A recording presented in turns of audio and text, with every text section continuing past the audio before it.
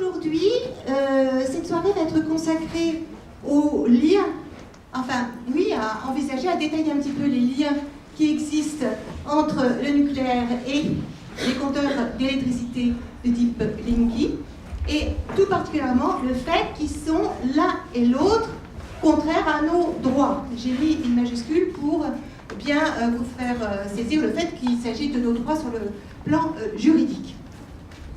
En effet, l'invité, l'orateur que nous attendons, est Maître Antoine Lombardon, qui va nous présenter, ça va être 19h15, enfin d'ici une demi-heure à peu près, l'action judiciaire actuellement, donc c'est en cours, actuellement engagée à Paris contre les compteurs Linky, au nom d'un groupe de 18 personnes, dont je fais partie. Et je sais qu'ici sont plusieurs personnes appartenant à ce groupe et je les remercie tout particulièrement pour leur courage, parce qu'il faut un certain courage pour porter plainte en fait contre un monstre comme Enedis, parce que Enedis, ça n'a l'air de rien, mais derrière Enedis, bien sûr, il y a EDF, c'est-à-dire l'État tout de même derrière. Moi-même, je commencerai par l'introduction que je suis en train de vous faire pour vous envisager donc les liens entre nucléaire et Linky. Puis Marie-Angela nous chantera sa chanson, notre chanson mascotte, qu'elle a composée elle-même. Donc je vous ai mis les paroles sur chaque chaise pour celles et ceux qui voudraient bien l'accompagner en reprenant le refrain. Et puis donc, je laisserai la parole à Antoine. Et c'est seulement après, si vous voulez bien, préparez vos questions et vos interventions. Ne pas nous interrompre, en particulier ne pas interrompre Maître de Lombardon, parce que certainement, dans son exposé, il répondra d'avance à beaucoup de questions que nous nous posons, que vous vous posez, que je me pose d'ailleurs, que nous nous posons. Mais à partir de 19h30, c'est vous qui aurez la parole pour toute question ou intervention que vous voudrez bien faire à ce moment-là. Alors, nucléaire et Linky ont en effet des points communs et des similitudes. Donc tout d'abord, cette entreprise Enedis, qui nous impose les compteurs d'électricité Linky, sont, comme je vous le disais, une filiale à 100% d'EDF. Or, c'est bel et bien EDF, fournisseur d'énergie, parmi d'autres, parce qu'il n'a plus de monopole, enfin un énorme fournisseur d'énergie, historiquement très important, qui nous impose les centrales nucléaires depuis une bonne cinquantaine d'années et qui continue à nous les imposer contre toute raison et malgré le fait que des alternatives existent. Areva est également dans ce mauvais coup, si je puis dire, puisque Areva est un constructeur de centrales nucléaires actuellement en faillite. Actuellement en faillite et en partie racheté par EDF, ce qui n'arrange pas les finances d'EDF, elle-même en grosse difficulté financière. Tant mieux. Tant mieux oui et non, parce que si vous voulez, le EDF c'est à 85% l'État, c'est-à-dire notre argent. Notre argent. Tout ça est financé par l'argent public. Ces faillites et ces erreurs de gestion et cette poursuite du nucléaire absolument absurde sont financées par notre argent et sans notre accord, évidemment. Alors, depuis le début du nucléaire, il y a le phénomène d'hypercentralisation à la française. Ça a commencé avec le général de Gaulle. Et ça se poursuit en ce moment avec Macron, que beaucoup de journalistes, comme vous le savez, appellent Jupiter. Alors, ça ne va pas s'arranger. Il y a aussi le secret à la fois militaire et industriel, on parle de complexe militaro-industriel, qui a permis le développement de ce nucléaire à l'insu pratiquement de la population, et tout ça pour protéger le développement en fait, de la bombe atomique que voulait le général de Gaulle et qui a été développée par le commissariat à l'énergie atomique, là encore une institution financée par notre argent. Alors tout ça repose sur des dissimulations, des mensonges avérés concernant le nucléaire, concernant également les compteurs Linky. On en a vu des exemples tout récents de contradictions flagrantes de directeurs au plus haut niveau d'Enedis qui disent n'importe quoi et son contraire publiquement à la télévision ou à la radio, ce qui est quand même incroyable. Les conflits d'intérêts sont omniprésents, hein, ceux qui décident ont généralement des intérêts dans l'industrie qui promeuvent. Alors tout ça est désastreux pour l'environnement. Le nucléaire, bien entendu, hein, et à deux égards. D'une part, du fait des conséquences des catastrophes nucléaires de type Tchernobyl et Fukushima, et ça peut arriver demain en France, hein, à tout moment, hein, au niveau de l'un ou l'autre de nos 58 réacteurs qui truffent notre territoire. Et puis il y a aussi la pollution permanente, inhérente au fonctionnement des installations nucléaires en fonctionnement dit normal, hein, quotidienne et irréversible, et autorisée par la loi, hein, ce qui est quand même extraordinaire. Donc on ne peut pas compter sur l'État pour nous protéger de tout ça. Quant aux compteurs communicants, hein, c'est aussi, bien entendu, désastreux pour l'environnement à plusieurs égards, et on y reviendra certainement plusieurs fois dans la soirée. Ni l'un ni l'autre ne permettent aucune économie d'électricité. Au contraire, aussi bien le nucléaire que les compteurs communicants ont besoin d'électricité pour fonctionner. Donc eux-mêmes déjà consomment de l'électricité, et en quantité astronomique. Les centrales nucléaires, c'est monstrueux, la quantité d'électricité dont elles ont besoin pour fonctionner. Elles s'auto-alimentent en électricité en grande partie, si vous voulez. Et si elles sont en panne d'électricité, ça peut faire un désastre comme à Fukushima. Quant au compteur d'électricité Linky, vous savez que pour fonctionner, il consomme de l'électricité, et puis il y a toute la technologie qui est derrière. Les fameux concentrateurs qui sont dans les rues, et puis les centres de gestion. Hein. Vous savez que maintenant, tout ce qui est Internet, tout ce qui est communication de données, consomme également beaucoup d'électricité. Ces différentes industries, nucléaires, compteurs communicants, objets connectés, etc., nous faut un chantage à l'emploi absolument mensonger. Absolument mensonger, parce qu'effectivement, les centrales nucléaires, il y a beaucoup d'emplois. Hein. Il y a beaucoup d'emplois. Mais les salariés des centrales, eux-mêmes, autrefois étaient fiers de travailler pour EDF. Ils étaient fiers de fournir une énergie abondante à la France. Ils étaient fiers d'assurer la sécurité des centrales. Maintenant, c'est fini tout ça. Les salariés ont peur. Ils savent qu'EDF est en train de couler à cause de ses erreurs de gestion. Ils savent... Enfin bon, bref. Et il y a plein de travail dans d'autres domaines. Hein. Je ne sais pas chez les avocats, mais en tout cas, dans les énergies renouvelables, dans l'agriculture biologique, et dans plein de choses formidables, très intéressantes pour la société et pour tout le monde. Il y a beaucoup de travail, hein, des emplois qui ne sont pas pourvus. En tout cas, un point commun entre nucléaire et Linky qui va certainement beaucoup vous intéresser, c'est que tous deux émettent des rayonnements.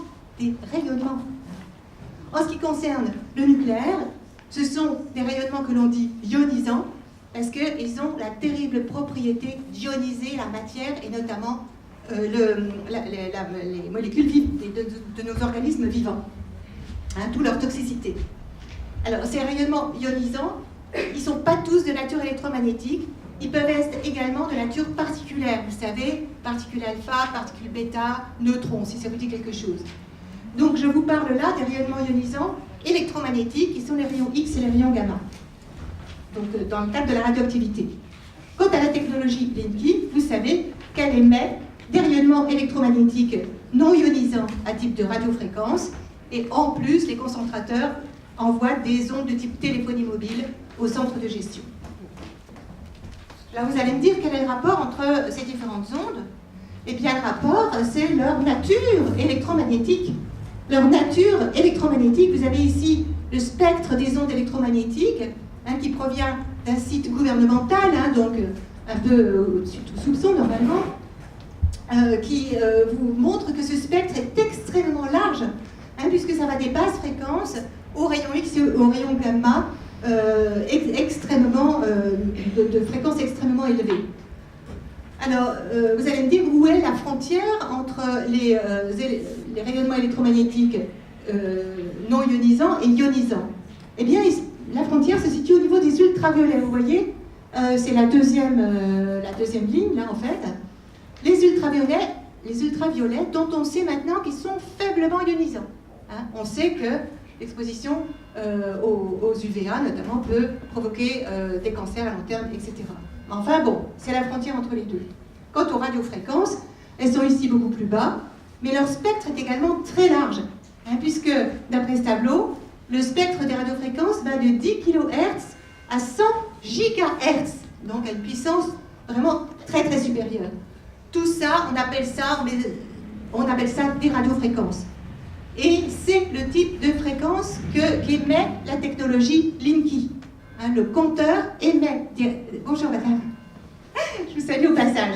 J'ai dit merci à la mairie du 2e. Vous êtes vraiment trop sympa. Ça, je ne cesse de le répéter, et vraiment, ça me fait le plus grand plaisir.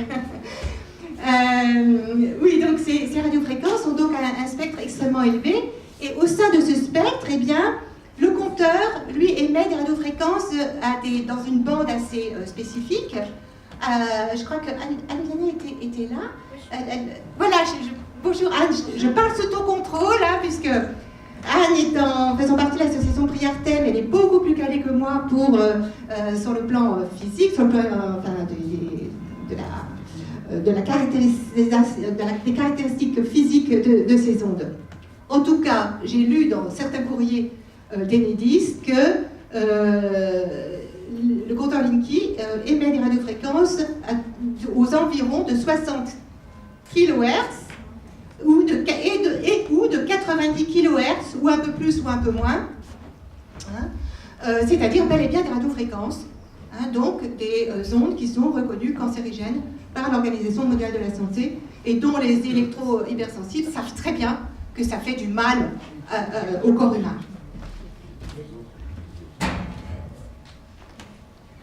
Voilà, donc de façon extrêmement résumée, ces rayonnements ionisants d'une part et ces radiofréquences d'autre part sont tous, autant qu'ils sont, invisibles, vous le savez bien, inodores, silencieux, impalpables, et qu'il faut des appareils de mesure, il faut acheter des appareils de mesure, se procurer des appareils de mesure pour les détecter et pour les mesurer. Néanmoins, ils sont toxiques pour les organismes vivants. Et quand je parle d'organismes vivants, vous savez que ça comprend non seulement les humains, mais également les animaux, et même les végétaux. Vous savez que la radioactivité, par exemple, provoque des malformations chez les végétaux, au même titre que chez les animaux et chez les personnes humaines. Donc je ne développe pas, bien entendu, puisque je pourrais y passer la soirée à vous parler rien que de ça. Je terminerai par une citation d'un groupe qui s'appelle PMO, Pièces et Manœuvres, qui sont des gens extrêmement actifs à Grenoble, qui, comme vous le savez peut-être, est une ville très très connectée, Grenoble. Eh bien, ils ont des opposants extrêmement actifs, en la personne des PMO à Grenoble, anti-Linky et aussi anti-technologie en général, et ils sont très très sévères vis-à-vis du transhumanisme, vis-à-vis des hommes-machines, des hommes augmentés, de toutes ces saloperies, il n'y a pas d'autre mot, excusez-moi, que certains industriels voudraient bien nous voir adopter. Voilà ce que disent les PMO à propos des technocrates. Leur projet n'est pas de réduire la consommation d'électricité, tout ça c'est du blabla, c'est du bluff, mais de l'augmenter en multipliant les appareils et les connexions.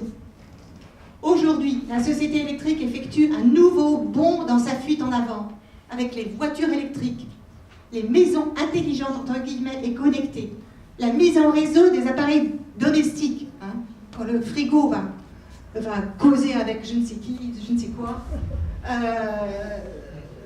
la captation de nos données personnelles, stockage et traitement de ces données, appelés également Big Data, dans des banques de données qu'on appelle les data centers, vous savez en anglais, gourmandes en électricité, ce que je vous disais, afin de nous contrôler, surveiller et contraindre. Et c'est vraiment ce que je ressens, si vous voulez, avec le compteur d'électricité Linky.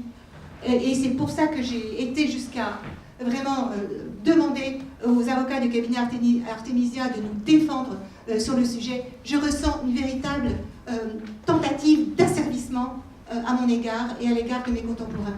Et je trouve cela absolument insupportable, si vous voulez.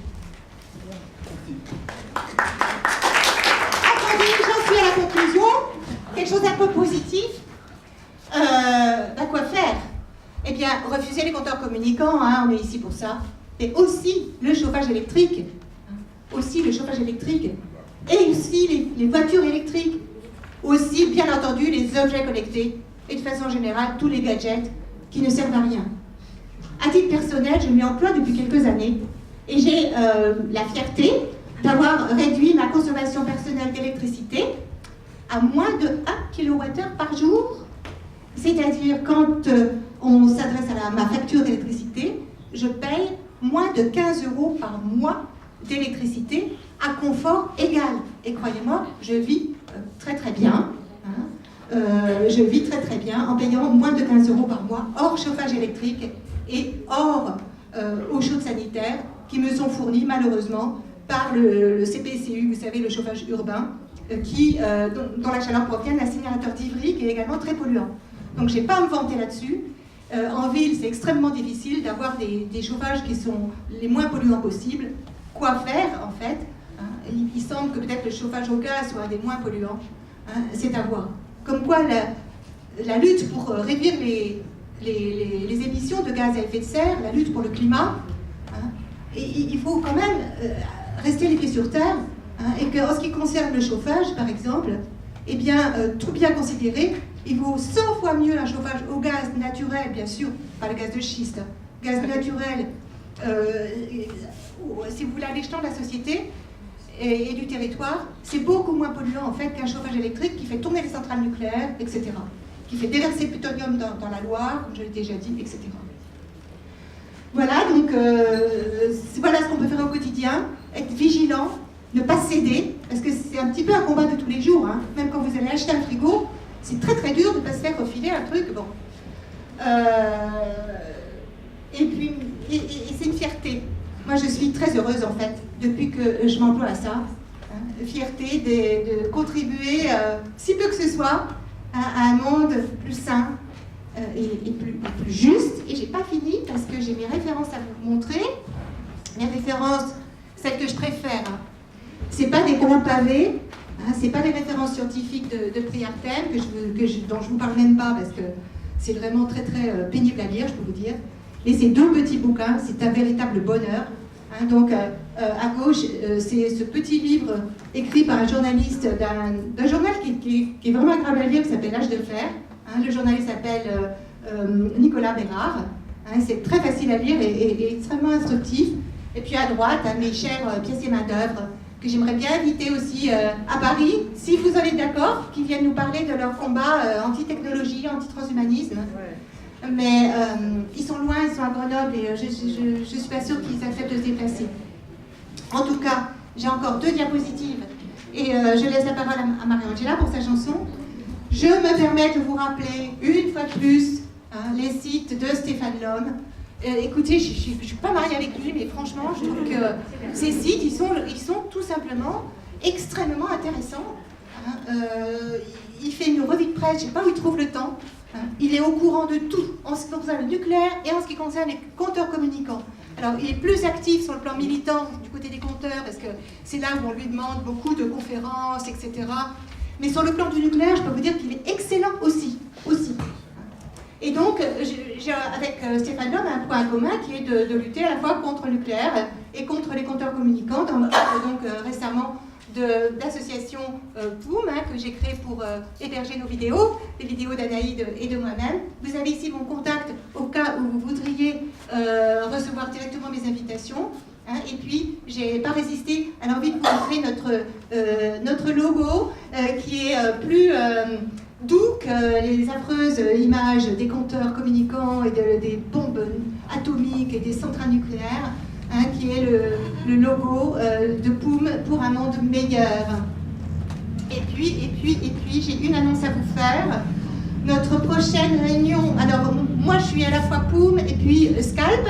Alors Scalp, il y a également bien sûr Patricia de Saint-Ouen ici présente, Jean-Pierre Clément et un grand nombre d'entre vous hein, qui participent aux réunions Scalp. En tout cas, la prochaine, il y aura Patricia et moi-même pour vous accueillir. Exceptionnellement, ce sera dehors, place de la République, donc le lundi 7 août, hein, comme d'habitude, par contre, le premier lundi du mois, à 19h. Et puis, sur la place de la République, il y aura et également d'autres personnes, des amis, qui participent aux Jeunes Actions Internationales du 6 au 9 août. Le 6 août 1945, c'était le bombardement sur la ville d'Hiroshima au Japon. Le 9 août, c'était le bombardement de Nagasaki. Et depuis très longtemps, depuis de nombreuses années, l'association Abolition des armes nucléaires Maison de Vigilance organise un Jeune Action de 3 jours et demi, soutenu par la mairie du 2e arrondissement d'ailleurs, pour l'interdiction des armes atomiques et bien sûr avec des moments de recueillement à la mémoire des victimes de ces 2 bombardements. Victimes à l'époque et victimes d'aujourd'hui. Vous savez qu'il y a des survivants qui souffrent dans leur chair tous les jours, jusqu'à leur mort, qui est parfois tardive. On peut vivre très vieux. Les survivants d'Hiroshima peuvent vivre très vieux. Simplement, ils sont tout le temps malades. Cette fois, j'ai fini. Je vous remercie de votre attention. Maria-Angela va nous chanter sa chanson. Tous les matins, t'es fatigué, fort de migraine. Tu ne dors plus, tu ne vis plus, tes jours sont blêmes. Depuis que tu as un Linky, t'as des problèmes. T'as rien demandé, ils te l'ont posé, c'est la gangrène. Les compteurs communicants, j'en veux pas, t'en veux pas. Le Gaspard ou le Linky, t'en veux pas, j'en veux pas. On veut pas d'espions chez soi, on n'en veut pas. Ça va nous pourrir la vie. Dans nos foyers, les appareils tombent tous en panne. Quand on reçoit la note, elle est bien trop salée. Les assurances prennent leur distance, ne veulent rien entendre. Dis-le à tes voisins, chante-leur ce refrain. Les compteurs communicants, j'en veux pas, t'en veux pas. Le Gaspard ou le Linky, t'en veux pas, j'en veux pas. On veut pas d'espions chez soi, on n'en veut pas. Ça va nous pourrir la vie. Malheur à ceux qui deviennent électrosensibles. Linky, Gaspard, compteur à eau les prennent pour cible. Quant au cancer, plus nombreux, mais c'est horrible. À quand va-t-on avoir le droit d'une vie paisible? Les compteurs communicants, j'en veux pas, t'en veux pas. Le Gaspard ou le Linky, t'en veux pas, j'en veux pas. On veut pas d'espions chez soi, on n'en veut pas. Ça va nous pourrir la vie.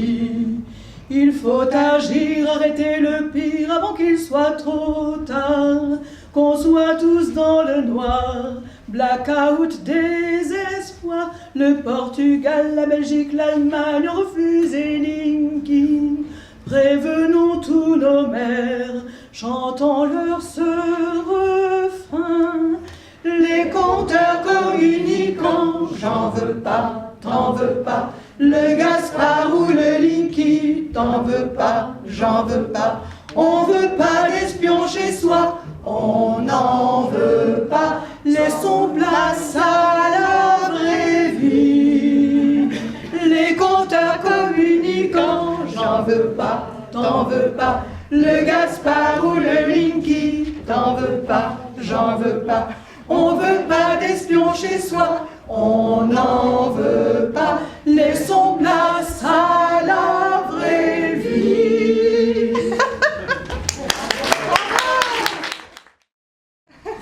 Bonjour à tous, je suis Antoine de Lombardon, je suis avocat et je remercie spécialement Marie-Angèle pour cette chanson parce que chanter comme ça une chanson, j'ai l'impression d'une forme de résistance, un peu, il y a comme une manifestation pacifique de résistance citoyenne qui est en même temps plein d'espoir aussi. Chanter ça rend assez heureux et d'une certaine façon défendre ses droits, c'est aussi résister pacifiquement quand on va saisir un juge. C'est un peu le travail que l'on mène et que Françoise a bien voulu que je présente auprès de vous ce soir, donc je vous remercie. Je voulais donc présenter l'action juridique qu'on a menée à Paris pour le compte de 18 personnes qui ont fait le choix de demander à un juge d'enjoindre à Enedis de ne pas installer un compteur chez eux. Donc jusqu'à présent, vous le savez, il y a eu beaucoup d'actions, beaucoup disons, de significations de refus qui ont été adressées à Enedis par la voie de l'huissier, par la voie de lettres recommandées ou seulement par des échanges verbaux auprès des différents intervenants. Il n'y avait pas eu réellement d'action juridique où un juge était interrogé sur en fait, les questions que vous posez, dont nous discutons. Et là, l'objet, c'était de saisir une juridiction qui est finalement la seule personne dans un état de droit qui soit capable d'imposer des mesures coercitives à Enedis en l'occurrence. Donc, jusque-là, signifier son refus, c'était une façon de s'exprimer.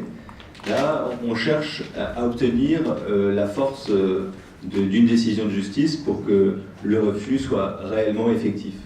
Alors, je vous propose de vous présenter, alors peut-être que ce sera un peu technique, mais moi je suis à votre disposition pour répondre ou pour éclairer, ou pour expliquer quelle a été la stratégie, comment on a cherché à développer nos arguments, quels ont été nos arguments, et où en est la procédure. Bien, alors, ces 18 personnes, elles ont saisi par une assignation adressée à Enedis le 7 juin 2017, elles ont saisi le tribunal de grande instance de Paris d'une demande d'injonction faite à Enedis de ne pas installer le compteur. Alors, en fait, cette assignation, elle présente les arguments qui motivent cette injonction.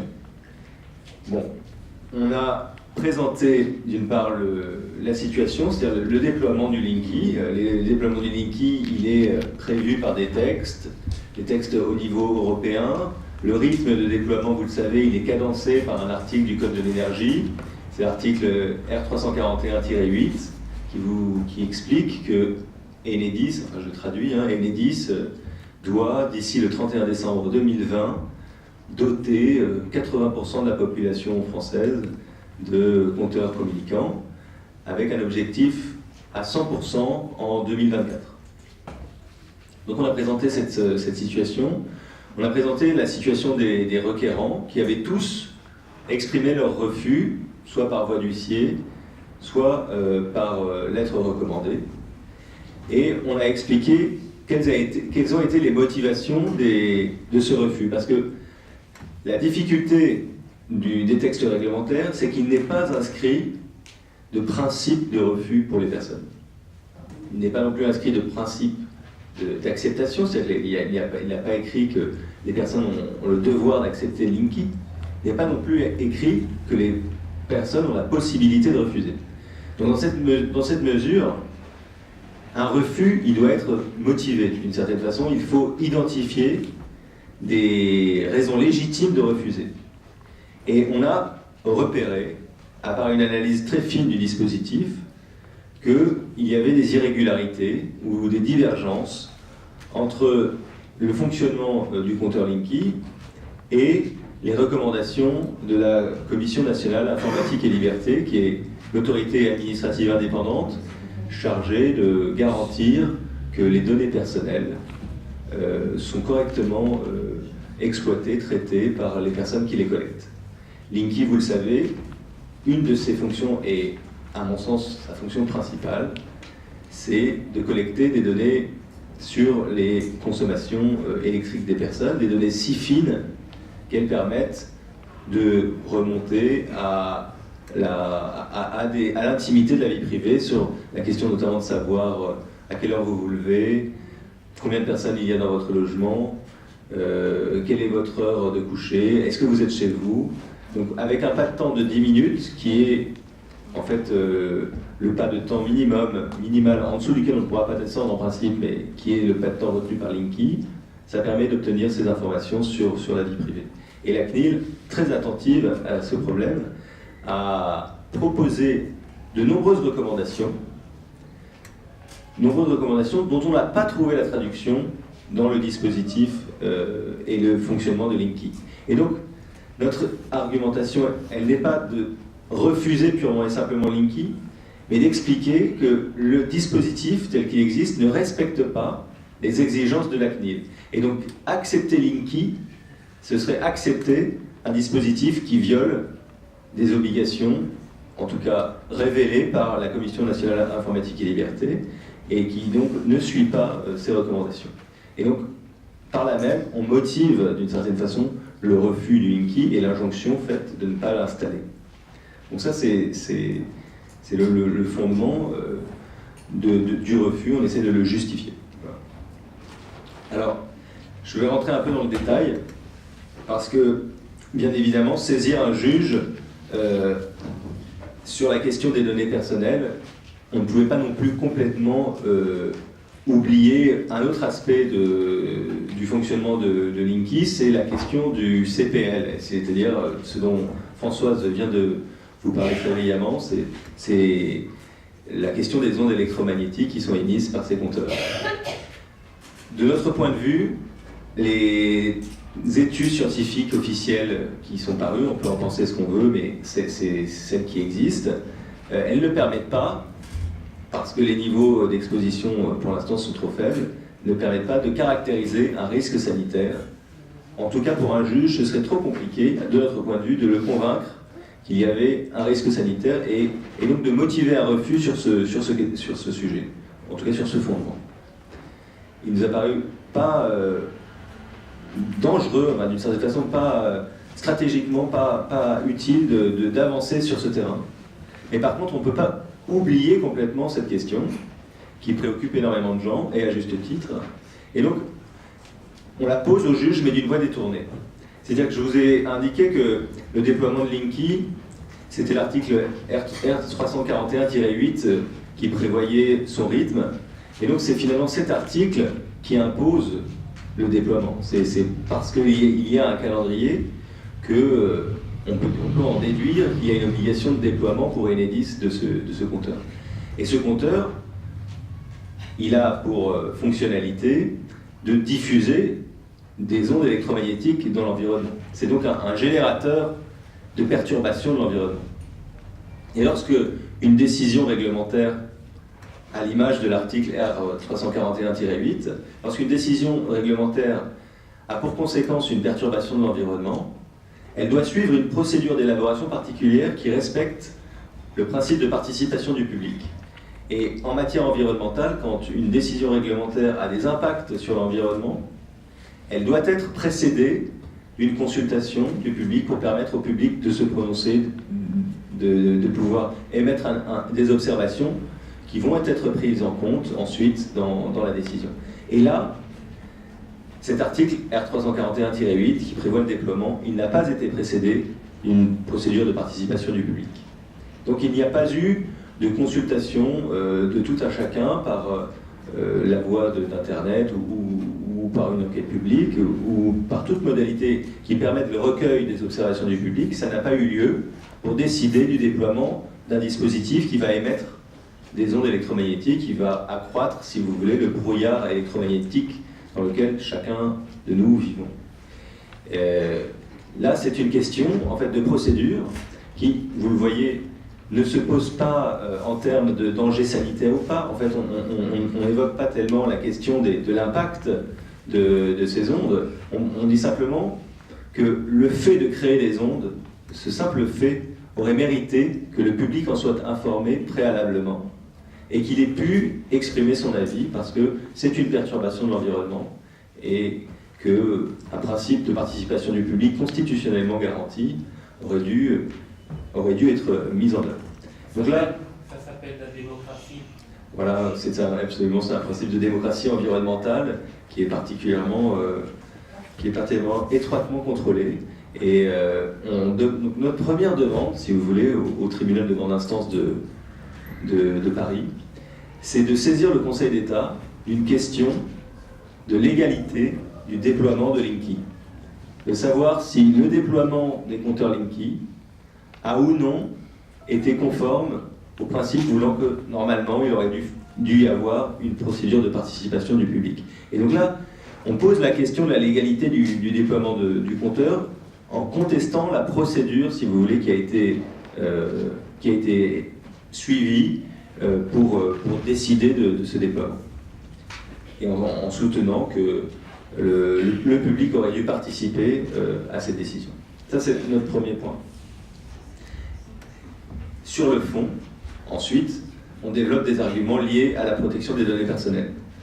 Alors le Linky, en fait, en termes de données personnelles, je vous l'ai dit un peu brièvement, mais il enregistre des données au sein de son compteur. C'est-à-dire qu'il a comme objectif de pouvoir vous délivrer des données de consommation tous les jours. Donc d'une certaine manière, il doit être en mesure d'enregistrer tous les jours, instantanément, les données de consommation. Et ça, cet enregistrement, c'est en local, dans le compteur. Et ensuite, il y a une collecte des données, c'est-à-dire que les données qui sont enregistrées dans le compteur sortent et vont dans le système d'information d'Enedis pour ensuite être éventuellement, si votre consentement a été donné, dispatché auprès des fournisseurs, des tiers, des personnes qui voudraient vous proposer un bilan énergétique, de changer vos fenêtres parce qu'elles auraient perçu que vous consommez plus que votre voisin. Voilà. Pouvoir en fait profiler complètement votre consommation. Sur l'enregistrement des données, il y a un problème. C'est que la CNIL explique que l'enregistrement des données au sein du compteur doit suivre un pas de temps horaire et permettre aux personnes de s'opposer à cet enregistrement. Et sur ces deux points, ces deux conditions, on ne trouve pas la vérification dans le dispositif mis en place. Si vous lisez la notice d'utilisation de Linky, on voit que l'enregistrement des données se fait au pas de temps demi-horaire, c'est-à-dire un pas de temps 2 fois plus précis que ce que la CNIL admet. Et il n'y a pas d'information sur la possibilité ou sur la mise à disposition d'une possibilité d'opposition à cet enregistrement. Donc il y a une transmission de droits, d'informations sur les droits qui n'est pas faite. Et il y a un enregistrement qui est 2 fois plus précis que ce que la CNIL a accepté. Donc ça, c'est une difficulté. Et Enedis expliquait, on mène plusieurs procès où Enedis est toujours notre adversaire, et elle nous explique à chaque fois, mais la CNIL prend des délibérations qui ne sont pas obligatoires. Alors, c'est très contestable. D'un point de vue strictement formel, on peut le comprendre. C'est vrai que la CNIL n'est pas un pouvoir réglementaire. Par contre, elle interprète la loi. Elle interprète la loi de 1978, et donc elle en donne sa lecture. Et c'est, si vous voulez, l'autorité consacrée pour lire cette loi. Elle est là justement pour veiller à son application. Donc je veux bien que ce ne soit pas en soi obligatoire, mais j'attends réellement qu'un juge rende cette interprétation de la CNIL obligatoire. Mais sur ce point, la question du pas de temps horaire qui n'a pas été respecté, puisque c'est un pas de temps demi-horaire qui est retenu, un décret qui a été adopté il y a quelques semaines et qui est entré en vigueur le 1er juillet 2017, a justement imposé cet enregistrement au pas horaire. Donc là, on a la contrariété à un texte réglementaire. Donc sur ce point, les arguments de Enedis expliquant que la délibération de la CNIL n'est pas contraignante tombent. Le deuxième problème, c'est la collecte des données. C'est que une fois que les données sont collectées, il faut que vous puissiez exprimer votre consentement à cette collecte, et notamment à la transmission à des tiers. Et la CNIL a précisé que le consentement, ça ne doit pas être les tiers qui le recueillent, ça doit être Enedis, de façon à ce que Enedis fasse, si vous voulez, l'arbitre et fasse le tampon avec les tiers, que vous ne soyez pas frontalement confronté à quelqu'un qui vous demande d'accepter de récupérer les données auprès d'Enedis, que Enedis vérifie que votre consentement a été bien éclairé, qu'il a été bien complet, qu'il a été... Alors, c'est faire confiance à Enedis, évidemment, mais au moins, c'est un filtre, en fait, qui permet que vous ne soyez pas en prise directe avec des personnes qui ont envie d'exploiter et de valoriser vos données personnelles, sans que vous en sachiez vraiment pourquoi. Eh bien, le dispositif tel qu'il est organisé ne prévoit pas ce filtre, en fait. Il prévoit, au contraire, que Enedis s'assure a posteriori que vous avez émis votre consentement au tiers qui réclame les données. Et non pas que vous avez donné votre consentement à Enedis pour que le tiers puisse obtenir ces données. Alors, la subtilité, je conçois qu'elle est un peu peut-être difficile à percevoir, mais c'est qu'en fait, on donne directement son consentement au tiers, qui doit être le destinataire des données, alors que la CNIL a expliqué qu'il fallait passer par Enedis pour donner son consentement, et que Enedis devait vérifier que votre consentement, finalement, était éclairé, exhaustif, complet, que vous sachiez vraiment ce que signifiait de donner ces données. Parce que exprimer son consentement, ça veut dire que vous savez qui sont les destinataires des données, vous savez quelles sont les finalités du traitement, vous savez quelle est la durée de conservation de ces données, vous avez énormément d'informations qui vous permettent de donner un consentement en connaissance de cause. Si vous êtes face à un tiers qui ne vous donne pas toutes ces informations, qui ne vous dit pas combien de temps il va garder ces données, qui ne vous dit pas qui vont être les destinataires, pour quelle finalité, vous risquez de délivrer votre consentement et que le tiers puisse s'en prévaloir auprès d'Enedis en expliquant, regardez, il m'a signé un papier me disant qu'il acceptait que ces données soient transmises, donc merci de me les communiquer, c'est ce qui va se passer. Alors que si ça transite par Enedis, au moins, on a un tiers normalement désintéressé qui peut vérifier que votre consentement est éclairé. Donc là, il y a un problème dans le respect des droits des personnes à obtenir un consentement éclairé et à délivrer ce consentement au tiers. Le deuxième problème, je sens bien que c'est un peu technique, mais le deuxième problème, c'est que on n'a pas la liste des destinataires des données. Quand vous lisez la notice d'utilisation de Linky, on ne sait pas, chez Enedis, qui va être destinataire des données, alors que la CNIL exige que les destinataires des données soient connus. Donc voilà, un ensemble en fait d'éléments qui montrent une disparité entre la façon dont le système Linky fonctionne et les exigences en matière de protection des données personnelles. Et cette disparité, elle fait craindre forcément qu'il y ait des intrusions dans la vie privée. Si on n'est pas capable de respecter a priori les exigences de la CNIL dans la conception du dispositif, on peut craindre que les données ne seront pas forcément correctement traitées. Et ça fonde la motivation de l'injonction de ne pas installer les compteurs. Le deuxième fondement, donc le premier fondement, vous le comprenez, c'est la violation d'une certaine façon des recommandations de la CNIL.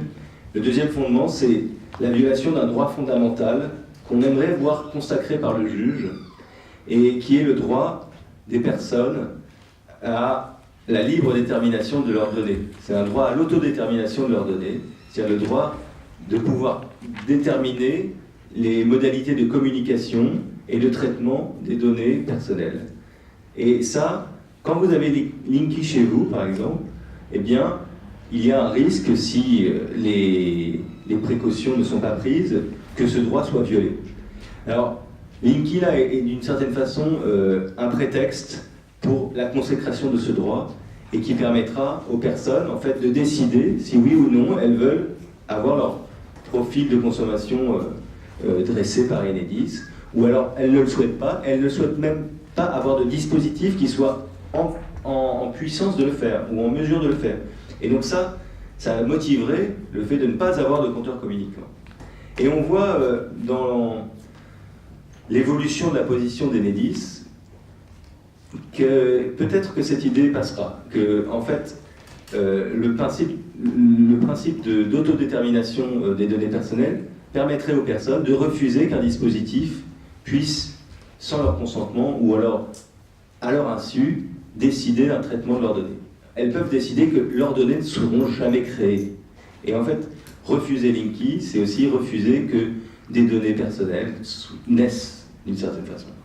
Et ça fait aussi partie du droit à l'autodétermination de ces données personnelles, c'est de décider qu'elles n'existent pas parce qu'on ne veut pas prendre le risque qu'elles soient volées ou parce qu'on n'a pas envie forcément de dévoiler l'intimité de sa consommation d'électricité ou même sans motif particulier. C'est un droit fondamental qu'on aimerait voir consacré. Et bon, les 18 personnes, je crois que je ne trahirai pas un secret, mais les 18 personnes qui ont agi ont reçu une lettre de Enedis. et une lettre qui est d'un tout autre ton, en fait, et qui ouvre la possibilité, à notre sens, que des situations soient reconnues de refus de compteur. Mais alors, dans ces cas-là, il y a une forme de chantage, puisque Enedis nous dit, mais dans ces cas-là, vous en payerez le prix. C'est-à-dire que vous payerez le prix du relevé manuel, c'est-à-dire le relevé des personnes, vous payerez le prix des réparations, voilà. Et d'une certaine façon, mais c'est un tout autre discours, parce que jusque-là, il nous expliquait que c'était complètement obligatoire, que personne ne pouvait s'opposer à ça, alors que dans leur dernier courrier, il y avait une ouverture à la possibilité que des compteurs ne soient pas installés, mais avec des pénalités, ou alors en tout cas des compensations pour ces personnes-là. Mais c'est un changement de philosophie. Alors, ces compensations, on pourra tout à fait les contester aussi. Enfin, il y a un service public, est-ce que c'est gratuit, est-ce qu'il y a vraiment des différences de situation entre les personnes qui ont refusé Linky et celles qui ne l'ont pas refusé? Bon, ce sera un autre débat. En tout cas, pour être exhaustif sur la procédure, on a saisi le tribunal, donc le tribunal a audiencé une première étape de la procédure qui aura lieu le 7 septembre. Le 7 septembre, il y a en fait la première audience de procédure, hein, c'est pas du tout une audience de plaidoirie, mais c'est le premier pas où en fait les deux parties se rencontrent. Nous, on a développé nos arguments, donc j'ai là l'assignation qui fait plusieurs 26 pages. On a présenté nos arguments, on attend les arguments d'Enedis. Alors, très étonnamment, d'habitude, on reçoit directement, hein, entre avocats, parce qu'un avocat s'est constitué, les conclusions. Là, ce qui s'est passé, c'est que la réaction d'Enedis a été d'envoyer un courrier au requérant, ce qui est assez rare en fait. D'habitude, ils rentrent dans le conflit, mais là, ils ont vraiment, je pense, la volonté d'apaiser la situation. Ils sentent que la contestation est tenace. Et ils sentent aussi qu'il y a vraiment des points de discussion, en fait, sur la façon dont Linky a été déployé, sur la fonctionnalité du compteur. Et donc on attend les conclusions adverses qui devraient intervenir avant le 7 septembre. Et là, la procédure va suivre une phase écrite qui est assez longue, où chaque partie échange ses écritures, jusqu'à ce que l'ensemble en fait, des points en discussion auront été débattus par écrit, et que le juge décide de clore l'instruction et lance l'audience orale en fait, de plaidoirie où le débat oral aura lieu. Ça, devant le tribunal, devant l'instance de Paris, il y a beaucoup d'affaires, donc ça peut mettre du temps. Je ne vous le cache pas, mais les questions qui sont posées méritent réellement d'être débattues, et surtout, elles mettent en lumière en fait, des dysfonctionnements. Et nous, ce qu'on espère, c'est pas seulement une victoire, bien sûr, on ne fait pas ça pour perdre, mais on fait ça de façon fondée pour avoir ce droit à l'autodétermination de ces données, avoir ce droit aux personnes de choisir d'une certaine façon. Donc le contentieux, s'il dure d'une certaine façon, c'est pas plus mal, parce que vous avez là un argument pour continuer à vous opposer à Linky, en disant on attend finalement une décision souveraine d'un juge sur la question. Et ce serait prématuré, ce serait très mal vu en fait de forcer la main des personnes. Si Enedis se mettait à changer le compteur de ces 18 requérants, ça rendrait évidemment leur demande sans objet, il faudrait la modifier simplement en demandant le retrait des compteurs. Hein. Mais ce serait très mal vu, ça voudrait dire qu'ils ont peur d'une certaine façon de la décision qui pourrait être rendue par le juge, et ils préfèrent esquiver le débat. Bon, je ne pense pas que ce soit nécessaire. Enedis a réellement des améliorations à faire sur sa communication sur les données personnelles. Il y a évidemment des droits à reconnaître, et c'est tout l'enjeu de ce contentieux.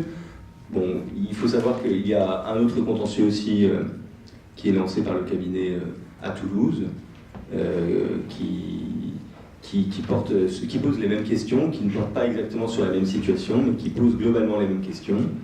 Et donc nous espérons réellement avoir des jurisprudences qui permettent qui permettent aux personnes de préserver leurs droits. Voilà. Merci beaucoup. Quant au ton de cette lettre, alors moi j'ai bien remarqué que cette lettre m'était adressée nominalement, en rappelant ma référence de compteur, hein, c'est-à-dire le fameux PDL, le point de livraison, hein, et que le ton était extrêmement différent des courriers vraiment commerciaux que j'avais reçus précédemment. J'étais pas très contente de recevoir cette lettre parce que le ton, certes, a changé, mais il reste intimidant, il reste menaçant. Je l'ai ressenti, moi, comme une agression, cette lettre, en fait, une de plus. Ce que je voulais te demander, c'est qu'en est-il de l'action de Toulouse? Est-ce que c'est l'action de Dépose qui avait été soutenue financièrement par Stéphane Lhomme? C'est en fait l'inverse de la situation, c'est une personne qui a Linky chez elle et qui demande le retrait, le remplacement par un compteur électromagnétique normal, en fait. Donc là, nous, à Paris, c'est l'injonction de ne pas installer, alors qu'à Toulouse, c'est l'injonction de retirer. Voilà. Et où en est cette procédure? Là, elle est lancée, mais par contre, le tribunal n'a pas encore prévu d'audience. Mais l'huissier a délivré l'assignation il y a quelques semaines. Donc notre action à Paris est plus précédente. Elle va précéder l'action de Toulouse. Absolument. Bonsoir maître, il y a un risque majeur qui n'a pas été abordé. Oui. C'est le risque d'incendie. Pour ceux qui veulent, c'est un choix, utiliser des appareils à galène, des appareils dits obsolètes, des réfrigérateurs des années 30, qui fonctionnent très bien, et qui vont, à cause du concept Linky même, se détraquer et causer un risque d'incendie. Et j'ai appris cerise sur le gâteau que les compagnies d'assurance mettent un petit à l'étranger, en appart qu'elles ne remboursent pas ces incendies. Alors que faire? Qu'est-ce que vous pouvez faire? Ce qu'on peut faire, c'est éviter d'avoir le compteur déjà. Oui. C'est ce à quoi on s'emploie. Bon, en fait, là, la situation que vous présentez va être un conflit entre l'assurance et qui ne va pas vouloir rembourser les dommages que vous présentez. Bon, en fait, le problème, c'est le contrat d'assurance, qui est un contrat d'adhésion que vous ne négociez jamais. D'ailleurs, le contrat d'électricité, c'est pareil. Et pareil, enfin, vous allez avoir un contrat d'assurance, en fait, pour les risques liés à l'incendie. Donc, bon, dans cette situation, je vous invite à vous tourner vers l'assurance pour justement essayer de faire changer cette clause et de faire ajouter, parce que vous voyez, les contrats d'assurance, c'est des conditions générales, il y a des conditions particulières. Et dans les conditions particulières, vous pouvez, en fait, il y a des marges de négociation.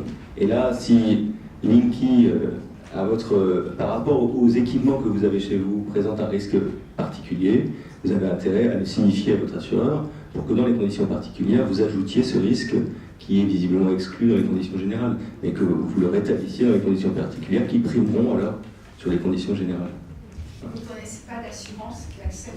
Non, je ne sais pas. Est-ce que, quand ils vont arriver, parce qu'il paraît qu'ils arrivent dans le 18e en novembre, je ne sais pas si c'est vrai, le fait, si je ne les laisse pas rentrer... Bon, ça c'est sûr que c'est la meilleure méthode. Hein. Après... Vaut mieux quand même un courrier?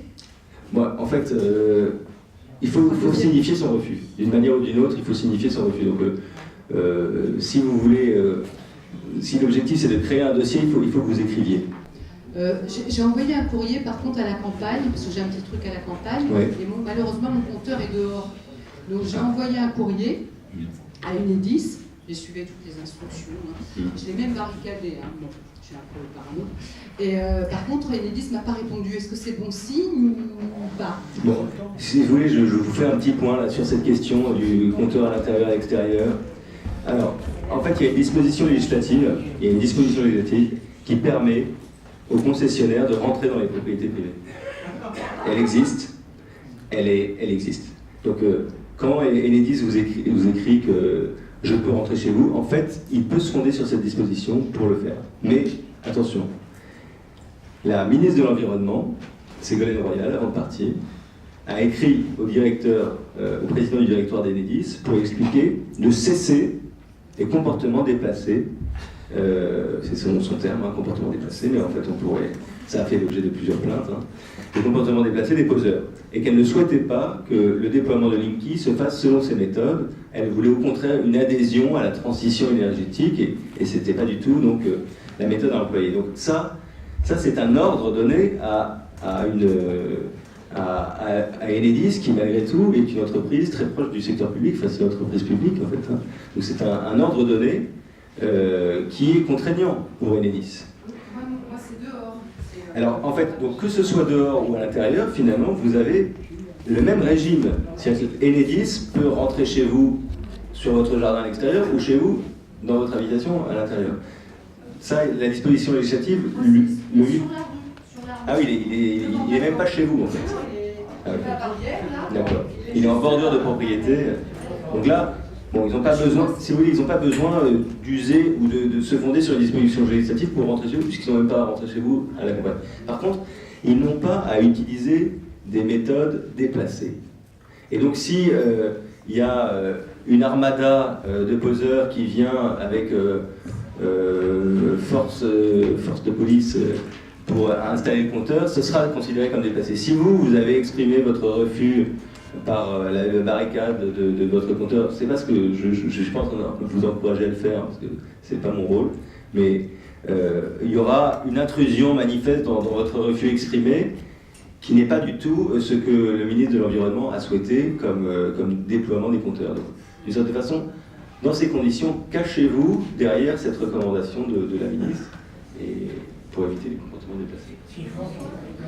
Excusez-moi de prendre la parole parce que je voudrais juste insister sur le fait que pour ce qui est de l'attitude pratique, on a essayé au cours de nos différentes réunions de SCAL PDF de rédiger et d'améliorer notre tract pour éviter de répondre 25 000 fois aux mêmes questions qui sont le Linky va m'être posé, qu'est-ce que je fais? Alors, si vous voulez, je crois qu'il ne faut pas attendre le dernier moment pour, comme dit Maître de Lombardon, exprimer son refus.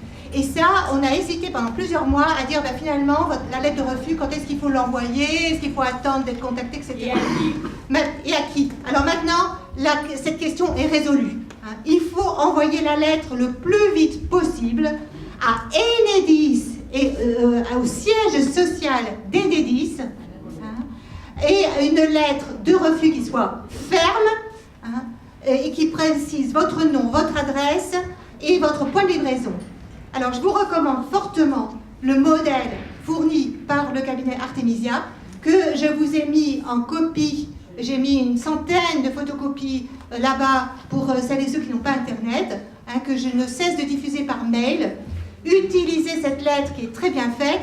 Et en plus, si jamais il vous pose Linky, alors là, vous foncez chez nos avocats et Stéphane Lhomme lance une souscription pour payer les honoraires de nos avocats, qui quand même pas gratuitement, ils ne sont pas comme moi, ils ne sont pas à la retraite, pour la dépose. Et donc, première chose à faire, écrire une lettre recommandée avec accusé de réception à Enedis, le siège social. L'adresse complète est sur la lettre. Vous n'avez rien changé. Vous n'avez qu'à ajouter votre nom, votre prénom, votre point de livraison et signer. Et faire une photocopie avant de la poster en recommandé avec AR et garder l'accusé de réception. Vous gardez ça dans un tiroir avec les trucs hyper précieux, à ne jamais jeter. À ne jamais jeter. Parce que si Linky vous est posé en 2025, ressortez la lettre. Ressortez la lettre. La lettre ne suffit pas, bien entendu, puisque de toute façon, elle n'est pas transmise aux poseurs. Donc les poseurs ne sont pas informés que vous avez refusé. Donc comme dit Antoine, je me permets d'insister, il faut, comme fait Madame, donner un signe extérieur de refus. En cadenassant, en mettant un placard, en placardant sa lettre, la photocopie bien entendu, en placardant la lettre, en informant les voisins, en mettant des pancartes, tout ce que vous voudrez, il faut que en faisant des photos de ça, pour bien montrer que si jamais on vous le pose à ce moment-là, ils ont le droit, entre guillemets, Mais Madame Ségolène Royal ne voulait pas de vagues. En fait, moi j'ai compris également de la part de la mairie de Paris, et notamment à la suite d'un courrier que j'ai reçu de Madame Célia Bloel, ils ne veulent pas d'histoire, ils ne veulent pas de scandale. Hein. Ils ne veulent pas de vieilles dames comme moi qui se collettent avec les sous-traitants, hein, qui sont des gros balèzes qui arrivent avec leur fournet, leur boîte de compteurs là.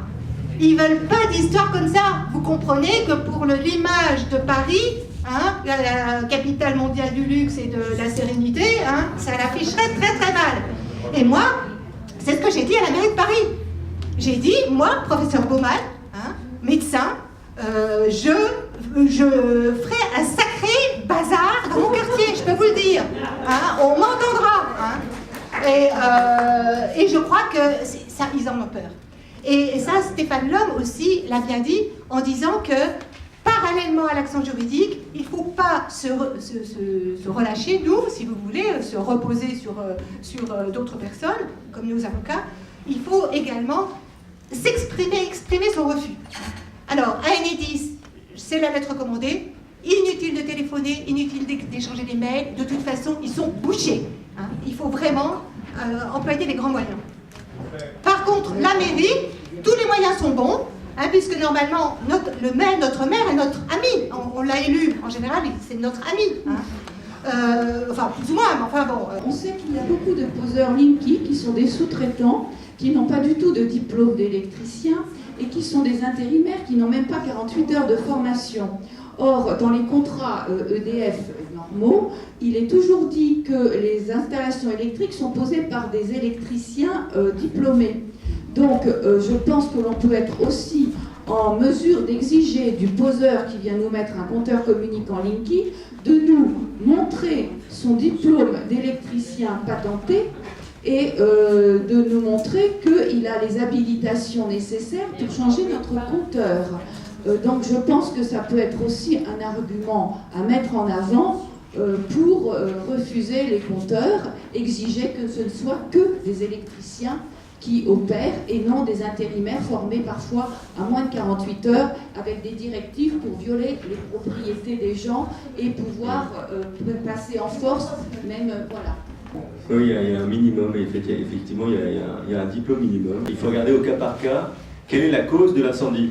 Parce qu'il y a eu énormément d'incendies au Canada quand le Linky était posé, et ils ont identifié que la cause était liée à une mauvaise implantation de Linky. Il y avait un problème dans le serrage, je ne connais pas si techniquement que ça, mais il y avait un problème dans la pose en fait, et la formation des poseurs a été modifiée pour ne pas créer ces risques d'incendie. Donc il faut regarder en fait dans chaque situation quelle va être la faute à l'origine de l'incendie et donc permettre de remonter comme ça aux responsabilités. Mais si c'est le CPL, parce qu'il faudrait regarder, parce que le CPL en fait circule même si vous n'avez pas Linky. Donc si c'est le CPL qui est à l'origine d'un court-circuit ou de l'enflammement, le CPL c'est donc le courant porteur en ligne et c'est ce qui est utilisé pour la transmission des informations que Linky capte. Ma question s'adresse donc à vous, monsieur, et à Mme Baumann. C'est par rapport, à un moment donné, il était question de faire un courrier par voie d'huissier avec signification. Est-ce que ça peut bloquer ou pas? En fait, l'huissier, il n'a pas plus de pouvoir que de constater les faits. Et constate donc ce courrier par voie d'huissier, en fait, ça a la même valeur juridique qu'un courrier recommandé. Simplement, ça permettra d'impressionner un peu plus Enedis. C'est vrai que c'est impressionnant de recevoir un huissier, mais je vais vous dire, Enedis, ils ne sont pas après, hein, donc ils ne seront pas impressionnés par les huissiers. Mais moi, je le déconseille hein, de passer par l'huissier parce que ça coûte cher. Ça coûte cher. Et parce que ça n'apporte pas plus que d'écrire un courrier recommandé avec accusé de réception, dont vous aurez la preuve de l'envoi et la preuve de ce que vous avez écrit et signifié comme refus. Donc voilà, vous aurez le même effet que si vous envoyez un huissier en envoyant une lettre recommandée. J'ai une remarque à faire aussi sur le fait que Enedis fasse tampon dans le dispositif de récolte des données. En fait, actuellement, il y a, par exemple, ceux qui ont des fournisseurs d'accès Internet, Orange ou Free ou quoi que ce soit, ils sont harcelés par des coups de téléphone d'entreprises commerciales. Donc, je ne vois pas en quoi Enedis. Je suppose qu'Orange est tenu par les recommandations de l'ACNIL. Ouais, bien sûr. Les fournisseurs d'accès, et pourtant ils vendent les données. Donc, je vois pas. Enfin, il me semble que sur ce point, c'est un peu fragile. Vous dites qu'en fait, ils ont déjà les données, c'est ça? Vous dites qu'ils ont déjà des... Au téléphone, on est bien harcelé Mais, par téléphone, par des gens qui ont vendu notre numéro de téléphone. Oui, mais en fait, ils n'ont pas le droit de le vendre sans votre consentement, en fait. Hein. Vous devez être informé des destinataires des données. Bon, on ne l'est pas, mais ça c'est vraiment malheureux, et moi, d'une certaine façon, je ne vais pas me contenter de cette situation-là. J'espère que ce ne sera pas le cas pour les données de consommation d'électricité. Ce ne sera pas juste votre numéro de téléphone. L'électricité, ce sera vraiment votre vie quotidienne.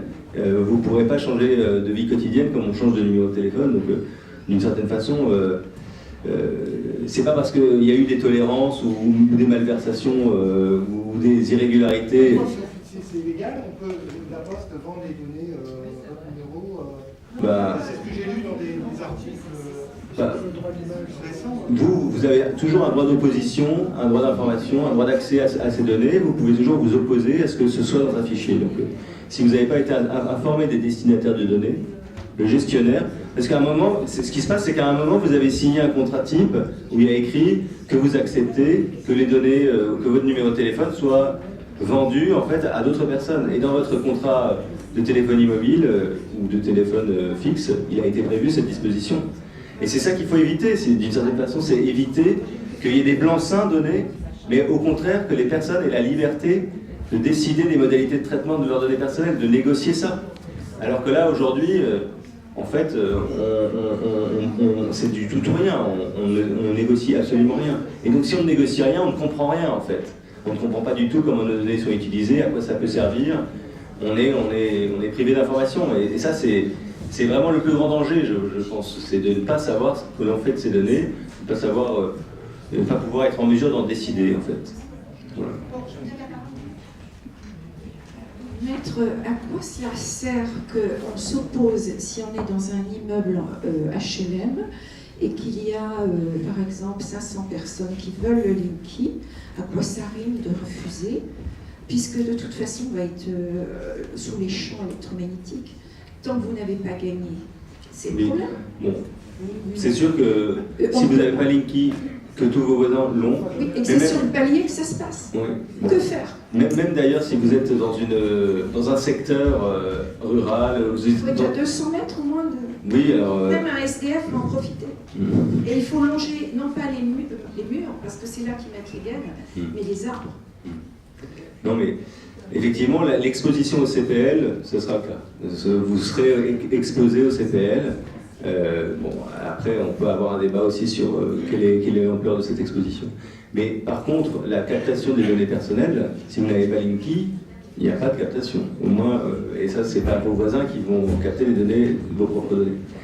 Donc, l'intérêt, c'est pour ça qu'on a aussi choisi ce terrain de la protection des données personnelles, c'est qu'il vaut pour chaque personne individuellement. Alors que le CPL, si votre voisin qui est à 200 mètres a un compteur Linky, mais que, comme les réseaux sont interconnectés, une fois que le CPL transite dans le réseau, il va aussi transiter dans le réseau du système électrique de la personne qui n'a pas Linky. Donc il ne s'arrête pas, si vous voulez, le CPL ne voit pas où il va dans tout le réseau en fait. Et après, quand il rencontre un Linky, hop, il communique l'information qu'il porte. Mais s'il ne le rencontre pas, bon, il circule dans le réseau du particulier qui n'a pas Linky. Donc c'est vrai que là, dans ces cas-là, ça n'aurait pas d'intérêt de refuser Linky puisqu'on serait quand même exposé. Par contre, vos données personnelles, elles ne sont pas captées si vous n'avez pas Linky. Qu'est-ce que ça veut dire CPL? Ah oui, bien sûr. Alors ça veut dire CPL, ça veut dire le courant porteur en ligne. C'est un dispositif qui existe depuis assez longtemps. Hein. Et en fait, c'est un petit signal électrique qui se superpose au courant et qui donc utilise, si vous voulez, le courant de 50 Hz qui circule dans toutes les installations, dans les plaintes. Ils utilisent ce courant comme un véhicule.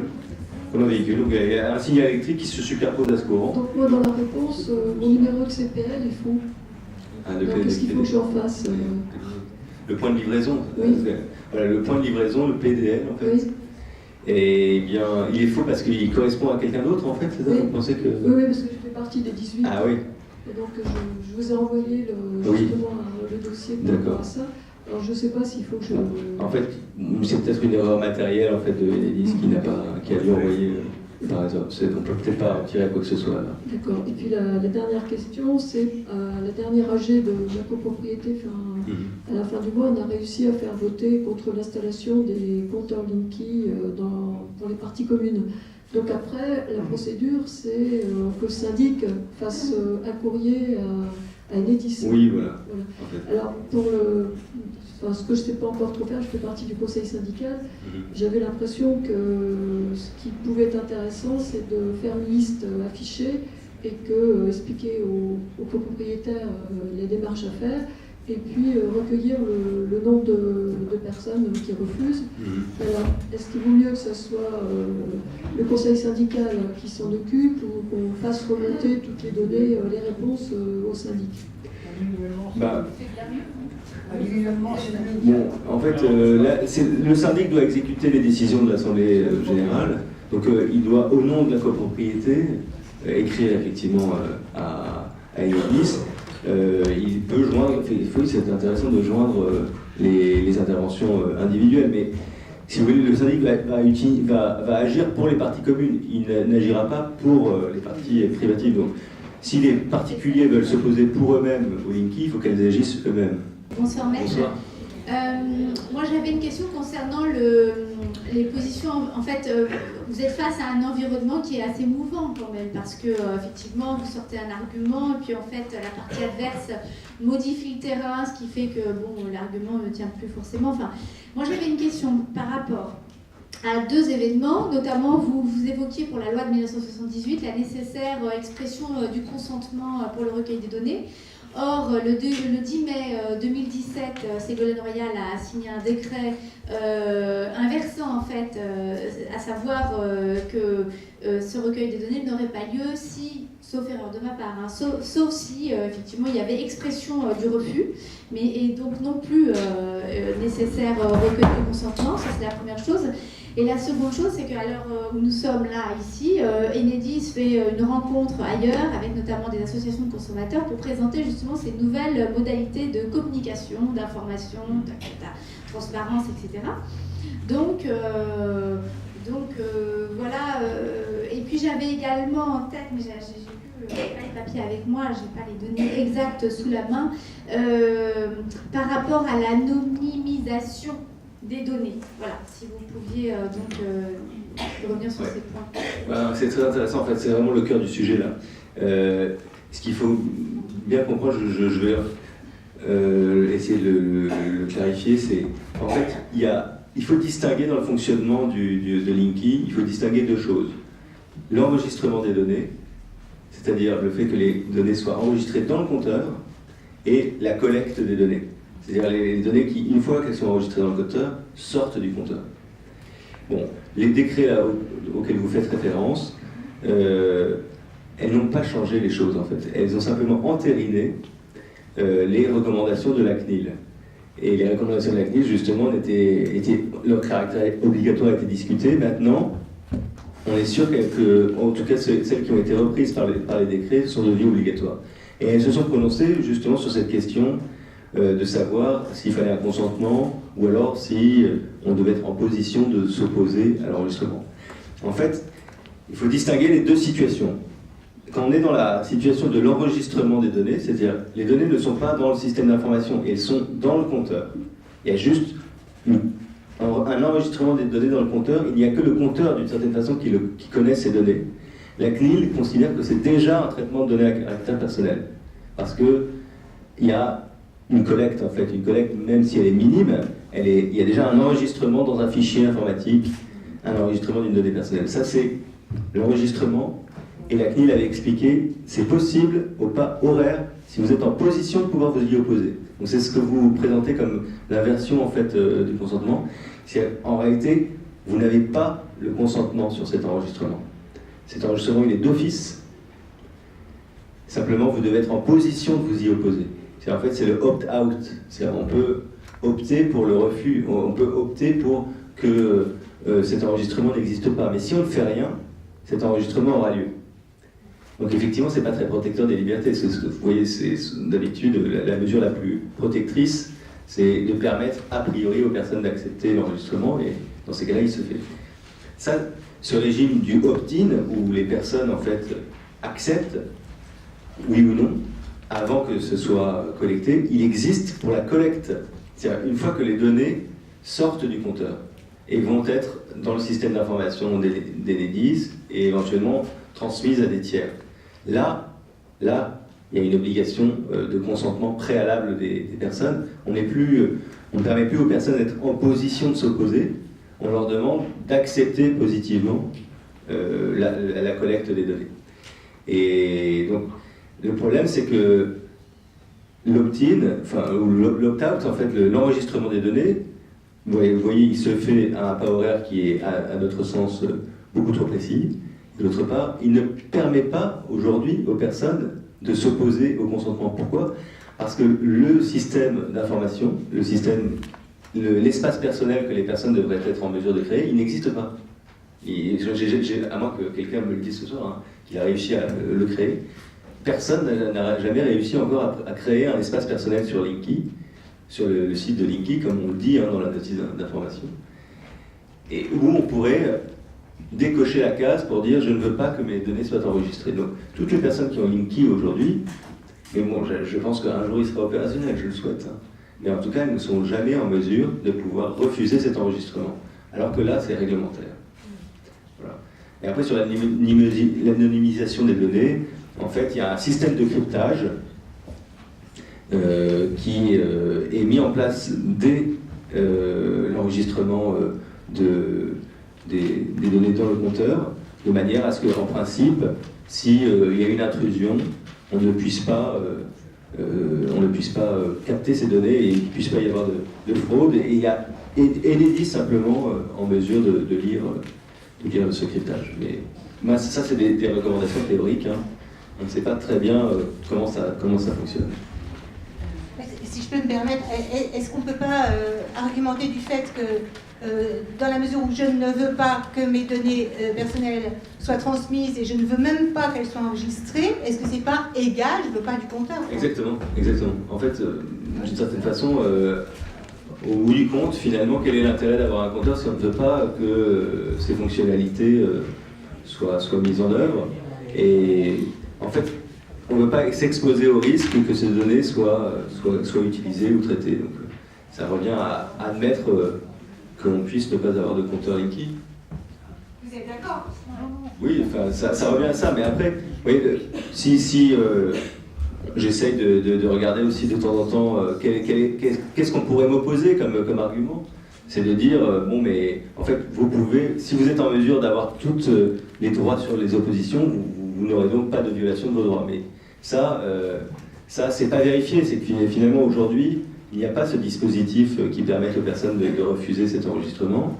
Les dispositifs de transmission des consentements, on en a parlé à notre sens, pas du tout protecteur parce qu'ils ne transitent pas par Enedis, vous êtes en front line avec les tiers, et on ne connaît pas ni les destinataires, ni la durée de conservation, donc il y a trop de carences en fait pour admettre les yeux fermés Linky chez soi.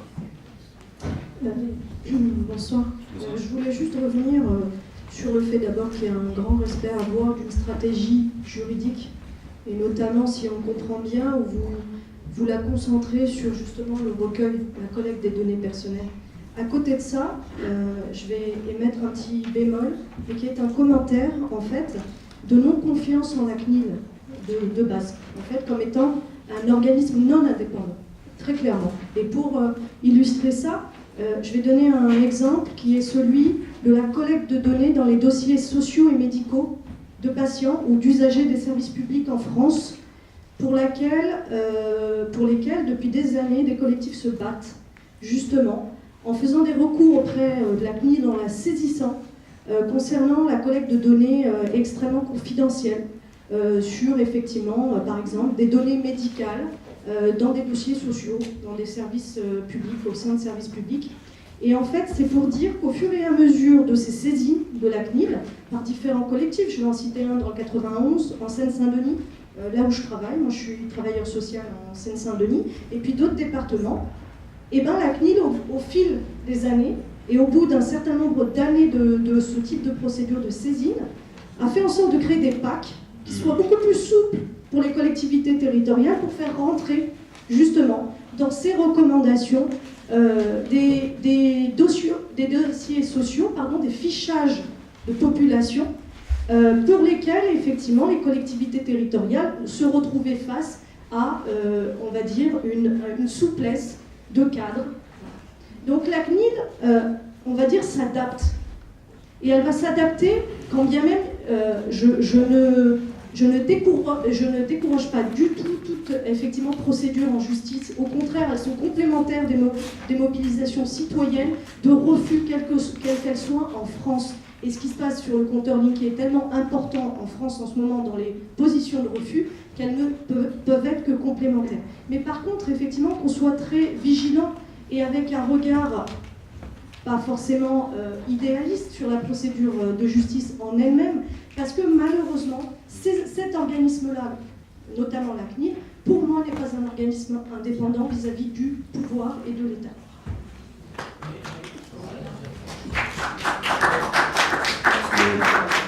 Un petit commentaire à ajouter, c'est qu'effectivement, bon, après on est obligé de passer par elle, hein, mais ces décisions ne sont pas souveraines et en fait là, on a agi aussi pour des communes où on a proposé aux communes de demander justement à la CNIL de vérifier le dispositif des compteurs Linky et dans l'attente de cette réponse, de suspendre sur leur commune le déploiement des compteurs.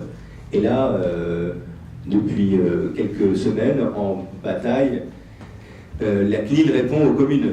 Et en fait, cette décision de la CNIL, effectivement, bon, on s'y attendait un peu, elle valide, elle dit que tout va bien, qu'il n'y a pas de problème. Mais cette décision, elle est contestable, en fait. Et on peut saisir le Conseil d'État d'un recours contre la décision. Au-dessus de la CNIL, il y a toujours la loi. Hein. Et donc, d'une certaine façon, effectivement, bon, on peut être attentif et, d'une certaine façon, en surveillance à l'égard des institutions, mais la loi, le juge, moi j'ai encore confiance en lui. Voilà. Justement, à propos de la CNIL, j'ai entendu dire tout à l'heure que la CNIL exige que l'on ait la liste des destinataires.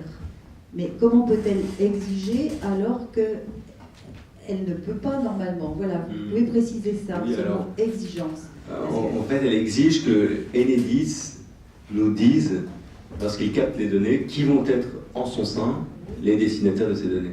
Mais c'est des recommandations, comme vous l'avez dit. Donc on ne peut pas dire qu'on exige quand on a des mesures de rétorsion. Oui. Mais... En fait, là, ce qu'elle fait, c'est qu'elle traduit l'article 32 de la loi du 6 janvier 1978, qui dit que lorsque un responsable de traitement collecte des données personnelles, il doit indiquer aux personnes qui sont concernées la finalité du traitement, la durée de conservation et les destinataires des données, et aussi les droits que ces personnes ont sur ces données. Mais les destinataires des données, c'est la loi en fait qui impose qu'on vous informe. Et donc là, la CNIL exige que les destinataires... En fait, la CNIL ne fait que reprendre une disposition législative en exigeant ça. Étant moi-même professeur d'éducation musicale dans les écoles de ville de Paris, je me suis aperçu que, et ça doit être général, que sous la cantine scolaire, il y avait un compteur communicant de type industriel. Il se trouve que dans notre école viennent également les maternelles, et qu'à la rentrée scolaire, les maternelles auront 2 ans. Alors, vis-à-vis de toutes ces aberrations, ce scandale, que peut-on faire pour éliminer cette pollution électromagnétique au sein des écoles?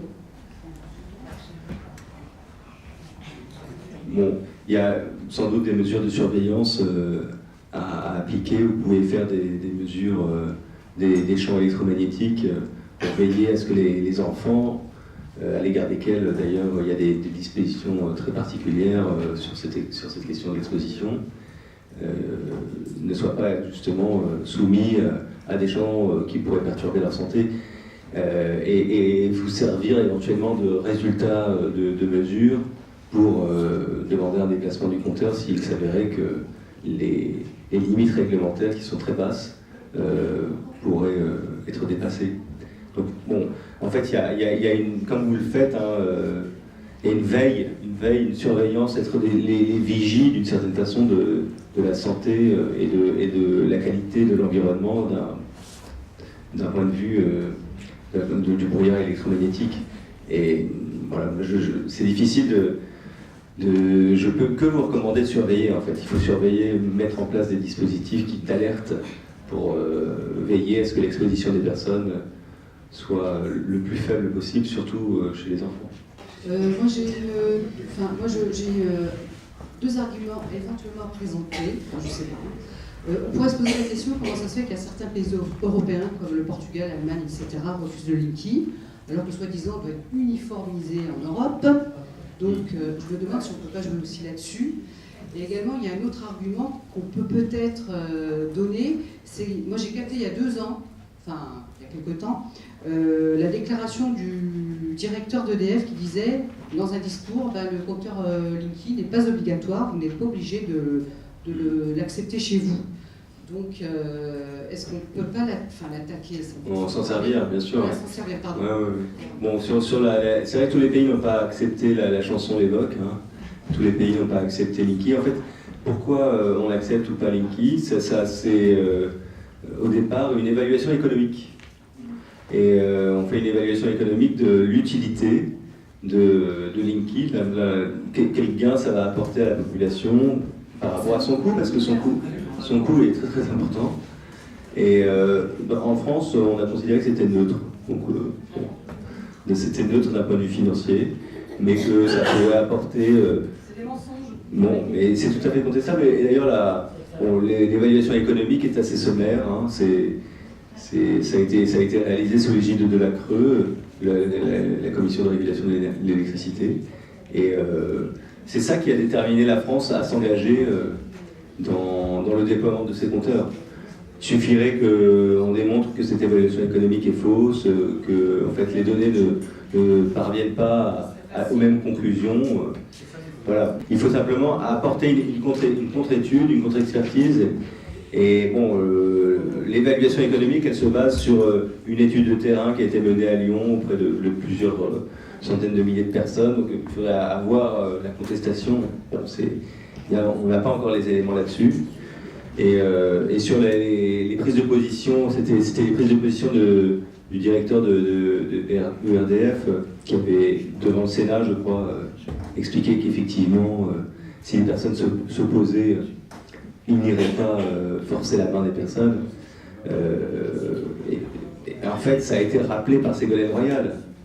Il ne dit pas, concrètement, quand on écoute bien son intervention, il ne dit pas oui, bien sûr, les personnes ont le droit de s'opposer. Il dit je ne forcerai pas la main, je n'agirai pas de façon déplacée. C'est simplement ce qu'a rappelé avec Ségolène Royal.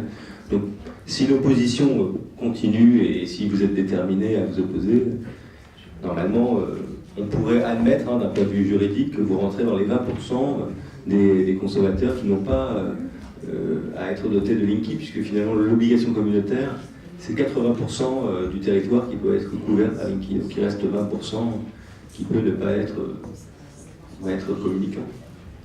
La France est le 5e pays le plus riche du monde et le plus nucléarisé par habitant.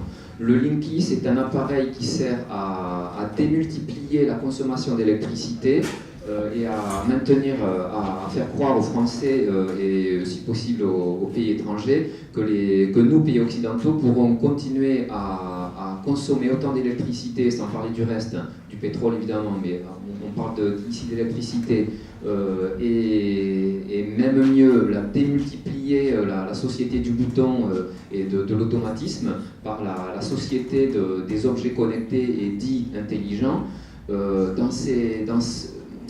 Linky s'inscrivant dans ce projet de société, est-ce qu'un procès qui focaliserait sur des détails, genre celui qui a été un petit peu débattu concernant la CNIL, n'est pas une perte de temps, d'énergie et des os à ronger pour des grognons comme nous sommes voilà, lors de ces débuts de... C'est l'image qu'on a pour les médias et Enedis et EDF, hein, évidemment. Donc, est-ce que ce genre de détail ne risque pas d'être un os à ronger le temps qu'on se calme et les propos que vous rapportez des responsables d'Enedis et des porteurs de projets ministériels ou autres responsables officiels est-ce qu'ils n'ont pas justement pour but de calmer le jeu, d'étouffer la contestation, de faire en sorte que les gens ne réfléchissent pas plus loin, se concentrent sur des détails, se fatiguent surtout sur des petits détails techniques et oublient que ce qui est en jeu, c'est notre projet de société consumériste démultiplié, voilà, croissance. Je suis pas sûr que en fait le combat se porte uniquement sur des détails, mais je comprends. Mais c'est vraiment des choix de société en fait. Hein. Choisir d'avoir ou pas un compteur communicant chez soi, c'est un choix de société. Choisir d'être libre de traiter ses données personnelles, c'est choisir de connaître ses données personnelles, et ça c'est un choix de société. Et c'est pas seulement un détail en fait. Hein. Il y a vraiment il y a un pan de la population qui est très favorable à être dans l'interconnexion et d'avoir des outils connectés. Bon, c'est un choix. C'est un choix qu'on ne peut pas avoir. Bon, et d'une certaine façon, là, je vous rejoins, c'est vrai que Linky est fait pour gérer une énergie électrique, un tout électrique. Hein, d'une certaine façon, c'est un outil de gestion du tout électrique. Mais le vrai choix de société, à mon sens, hein, il est dans les données qu'on va exploiter et de permettre ou pas aux personnes de les décider. S'il y a des personnes qui le refusent parce que justement elles n'ont pas envie que la société profile leur niveau de consommation, les traite comme des objets et se tourne vers elles, non simplement parce qu'il y a une donnée économique sous leur nom, je pense que ça c'est un vrai choix de société là, pour le coup. Voilà. Oui, merci. Dans une société de concurrence libre et non faussée, quel est le concurrent de Linky? Schlumberger ou qu'est-ce qu'il y a comme autre compteur? Quelle concurrence? Je n'ai pas entendu depuis. Je n'ai pas entendu parler de concurrence libre et non faussée. Non, il n'y a pas de concurrence parce qu'en fait, non mais c'est une vraie question. En fait, Linky en réalité ne vous est pas vendu. Enfin, Linky n'est pas sur le marché. Linky, c'est un service public qui est mis à la disposition des personnes. Alors d'une certaine façon, vous allez le payer. Vous allez le payer parce que vous le paierez à travers la TURP, en fait, qui va être répercutée aux fournisseurs. Mais il ne vous est pas vendu. Donc d'une certaine façon, il n'y a pas de marché, en fait. Donc s'il n'y a pas de marché, il n'y a pas de concurrence. Et effectivement, il n'y a pas de concurrence. Oui, mais il a été acheté, le compteur Linky a bien été acheté. Les compteurs en Pologne ou je ne sais où. Oui, là, c'est vrai qu'il y a eu des fournisseurs, avec, bon, il y a eu des appels d'offres, plusieurs intervenants, mais on n'est pas dans une situation de concurrence, vous avez raison, il y a un monopole en fait sur la distribution d'électricité, sur les outils de distribution. On me l'impose et je n'ai rien à voir avec Enedis. Donc moi je veux m'attaquer à EDF. En fait, cette situation est très compliquée parce que il y a les fournisseurs, dont EDF, en fait, avec lesquels vous êtes en prise directe et vous signez un contrat d'électricité. Et annexé à ce contrat, EDF et tous les autres fournisseurs ont signé un contrat avec Enedis, en fait, qui vous est imposé. Et donc finalement, vous êtes en relation contractuelle indirectement avec Enedis, mais sur un contrat que vous n'avez jamais vu, en fait. Hein, mais vous avez par contre des obligations au titre de ce contrat. Oui, bah, en fait, il y a une séparation entre les distributeurs et les fournisseurs qui a eu lieu il y a une dizaine d'années. Moi, je n'ai pas voté pour ça, j'ai pas été. Non, mais Rien signé. Non, mais ça a été le droit européen a prévu ce dispositif. Et maintenant, vous êtes libre de choisir votre fournisseur. Vous pouvez changer en fait de fournisseur, alors qu'avant vous ne pouviez pas. Mais par contre, vous ne pouvez pas changer de distributeur. Il n'y en a qu'un seul. Ça, c'est très important. On n'est pas obligé de un fournisseur il y a cote. C'est vrai qu'en tant que maison mère d'Enedis, ils ont quand même leur mot à dire. C'est quand même... Ça pose une question très, très importante de données, justement l'anonymisation des données, parce que finalement EDF est en position d'obtenir des données d'Enedis qui est finalement sous son contrôle. Alors que Enedis devrait être complètement déconnecté en fait, des fournisseurs. Donc là, effectivement, il y a une question, et il y a une question, un risque de conflit d'intérêts, évident, mais à démontrer aussi. Hein. Donc, en fait, là, on pose des questions théoriques, et après, il nous faut des preuves. C'est pour ça que ça a été très difficile aussi de repérer dans les documents d'Enedis les éléments qui contrevenaient aux recommandations de la CNIL. Il faut des preuves de tout ça, en fait. Hein. Et je veux compléter, j'ai juste fait une saisine du médiateur de l'énergie, médiateur national de l'énergie. Et j'ai tout de suite eu un numéro de saisine. Il a dit, vous avez 1 mois pour obtenir une réponse, et au bout d'1 mois, je statue. Donc le médiateur de l'énergie, il a son mot à dire dans cette affaire. Je ne sais pas si ça avait été fait. Ouais, on l'a rencontré, oui. Vous l'avez rencontré? Mais il est très favorable à Linky. Hein. Oui, évidemment. Ça c'est sûr. Il n'empêche que moi, j'ai des arguments lui aussi. Oui, bien sûr. Il a des arguments. Par rapport au SDF, là, moi je l'attends. Ça vaut le coup de lui poser la question. Il est tout à fait dans son rôle à répondre à ce genre de questions. J'habite aussi, comme madame, dans un HLM, et évidemment, les compteurs sont sur le palier. Et alors, tout à l'heure, il était question, bien sûr, de mettre une lettre, d'écrire une lettre, bon, rapidement, mais je n'ai pas bien saisi ce que vous avez dit.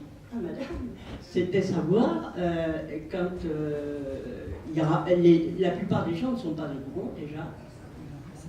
Et est-ce que les quelques-unes qui seront d'accord pour faire cela, est-ce que...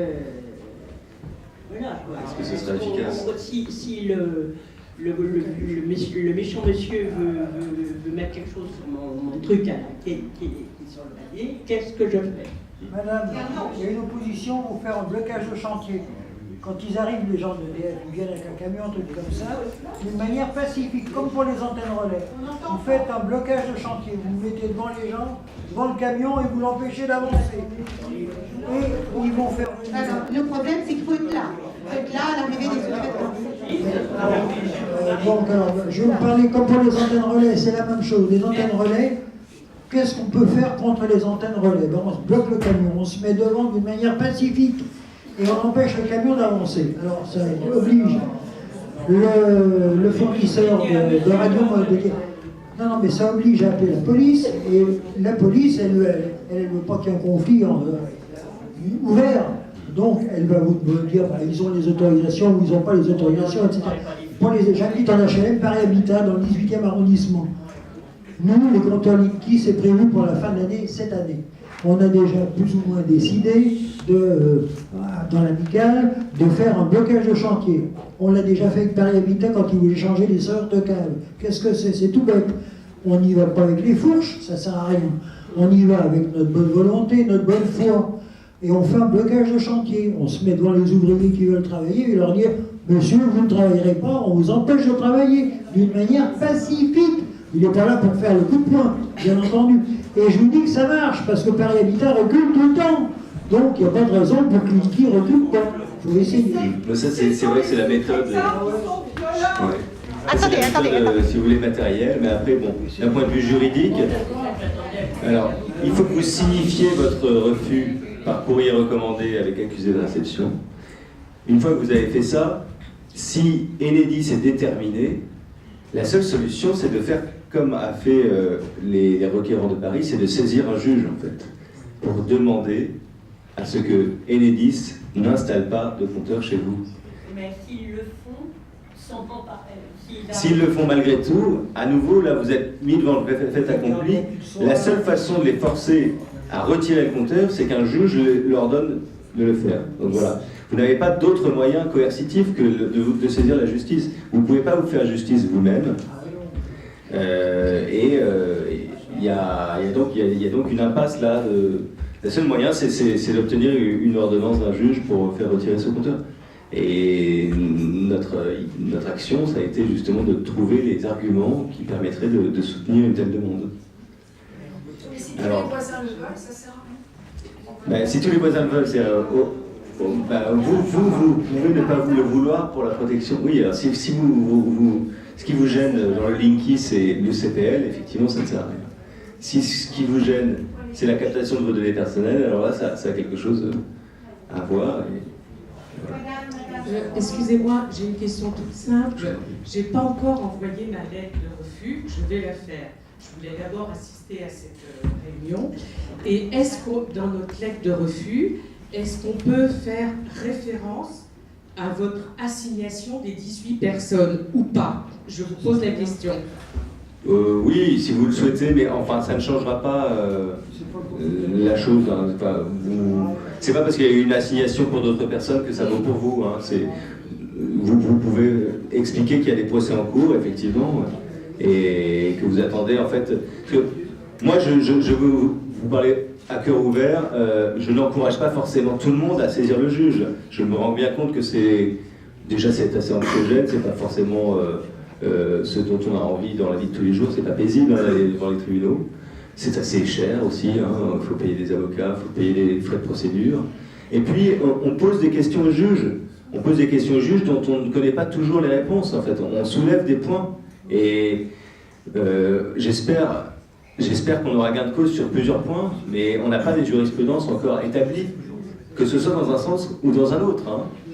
Il n'y a pas de jurisprudence établie sur les questions que l'on pose. Donc, avant peut-être de saisir les juges en masse, attendons d'avoir les premiers résultats, les premiers faits pour pouvoir se baser sur des jurisprudences et agir de façon sensée, quoi. Je sais que voilà, il y a pas mal d'envie d'en découdre, mais avançons pas à pas. Et la question, c'est donc que le CPL sera donc présent même dans les immeubles non équipés, même si toute la copropriété n'installe pas le Linky, il y aura quand même du CPL. Et ma question, c'est est-ce que c'est déjà actif partout en France ou est-ce que c'est en train d'être installé progressivement? Enfin, je parle du CPL, pas du Linky. Oui, en fait, le CPL, c'est vrai que c'est une technique qui existe depuis pas mal de temps, mais qui est déjà active dans tous les secteurs où Linky a été implanté. Même si tout le secteur n'est pas couvert par Linky, il suffirait qu'il y ait un seul Linky, un concentrateur, qui fonctionne par le CPL, tout le secteur va être couvert par le CPL. C'est bien ce qui me semblait. Et du coup, en fait, ma question, c'est autant les antennes relais des téléphones, on sait les reconnaître, autant les concentrateurs, personnellement, j'ai pas réussi à trouver à quoi ça ressemble. J'ai pas réussi non plus à me renseigner, à savoir où est-ce qu'ils sont situés. Parce que moi, j'avais entendu dire que ça allait être à peu près à hauteur d'homme, mais j'ai pas remarqué de nouvelles installations. Après, j'ai eu beaucoup de travaux un peu partout dans Paris où on refait les installations dans les sous-sols. Mais alors, est-ce que c'est ça? Donc, est-ce que vous avez des informations là-dessus? Ça m'intéresse. Merci.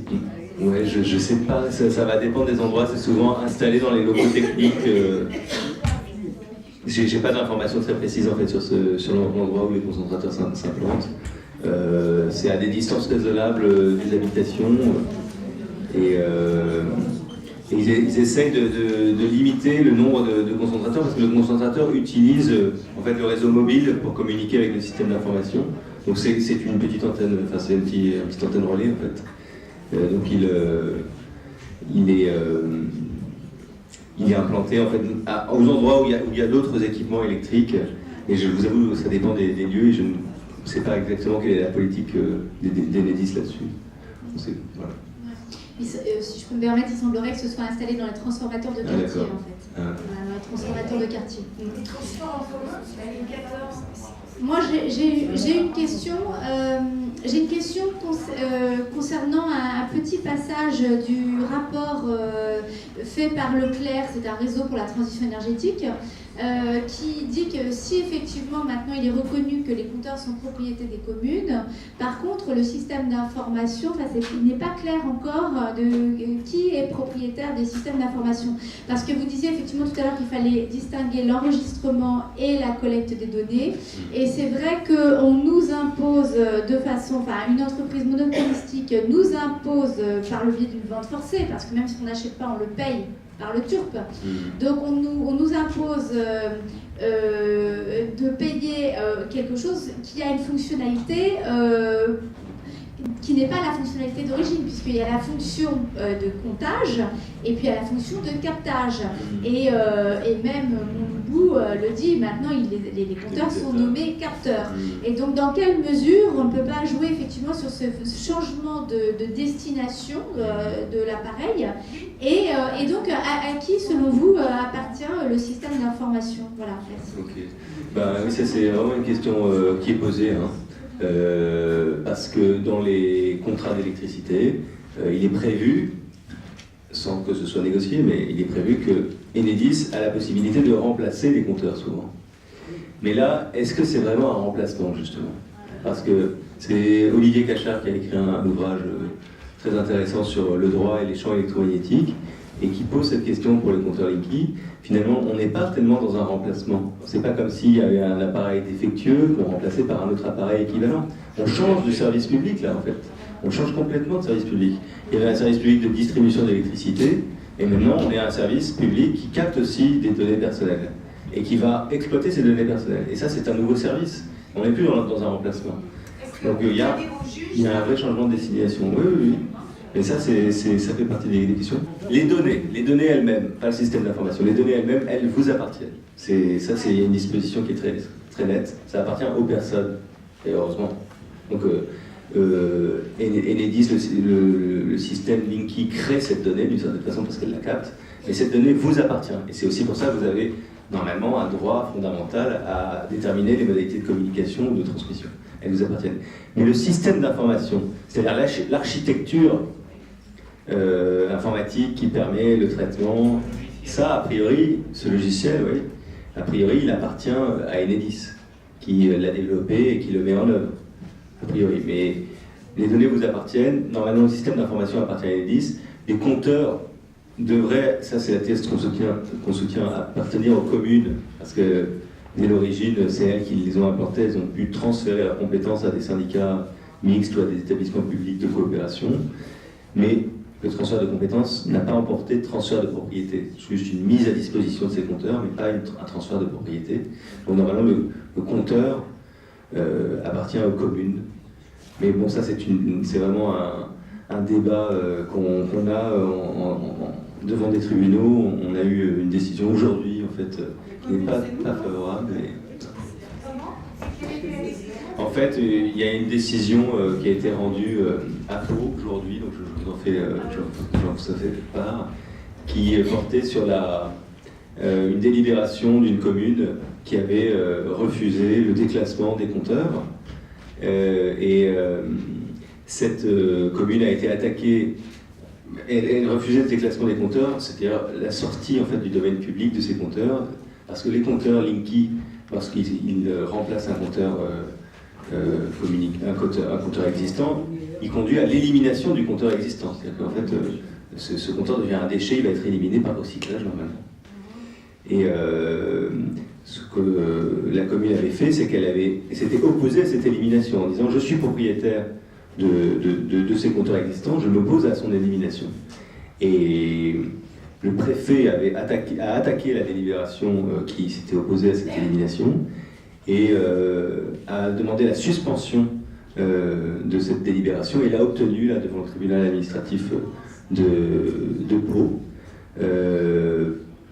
avec une motivation absolument inexistante du tribunal, donc ce qui motive à poursuivre pour que le débat au fond ait réellement lieu. Mais voilà, vous voyez, cette question de la propriété des compteurs, elle est posée à de nombreux juges et on n'a pas encore les motivations pour pouvoir conclure sur cette question.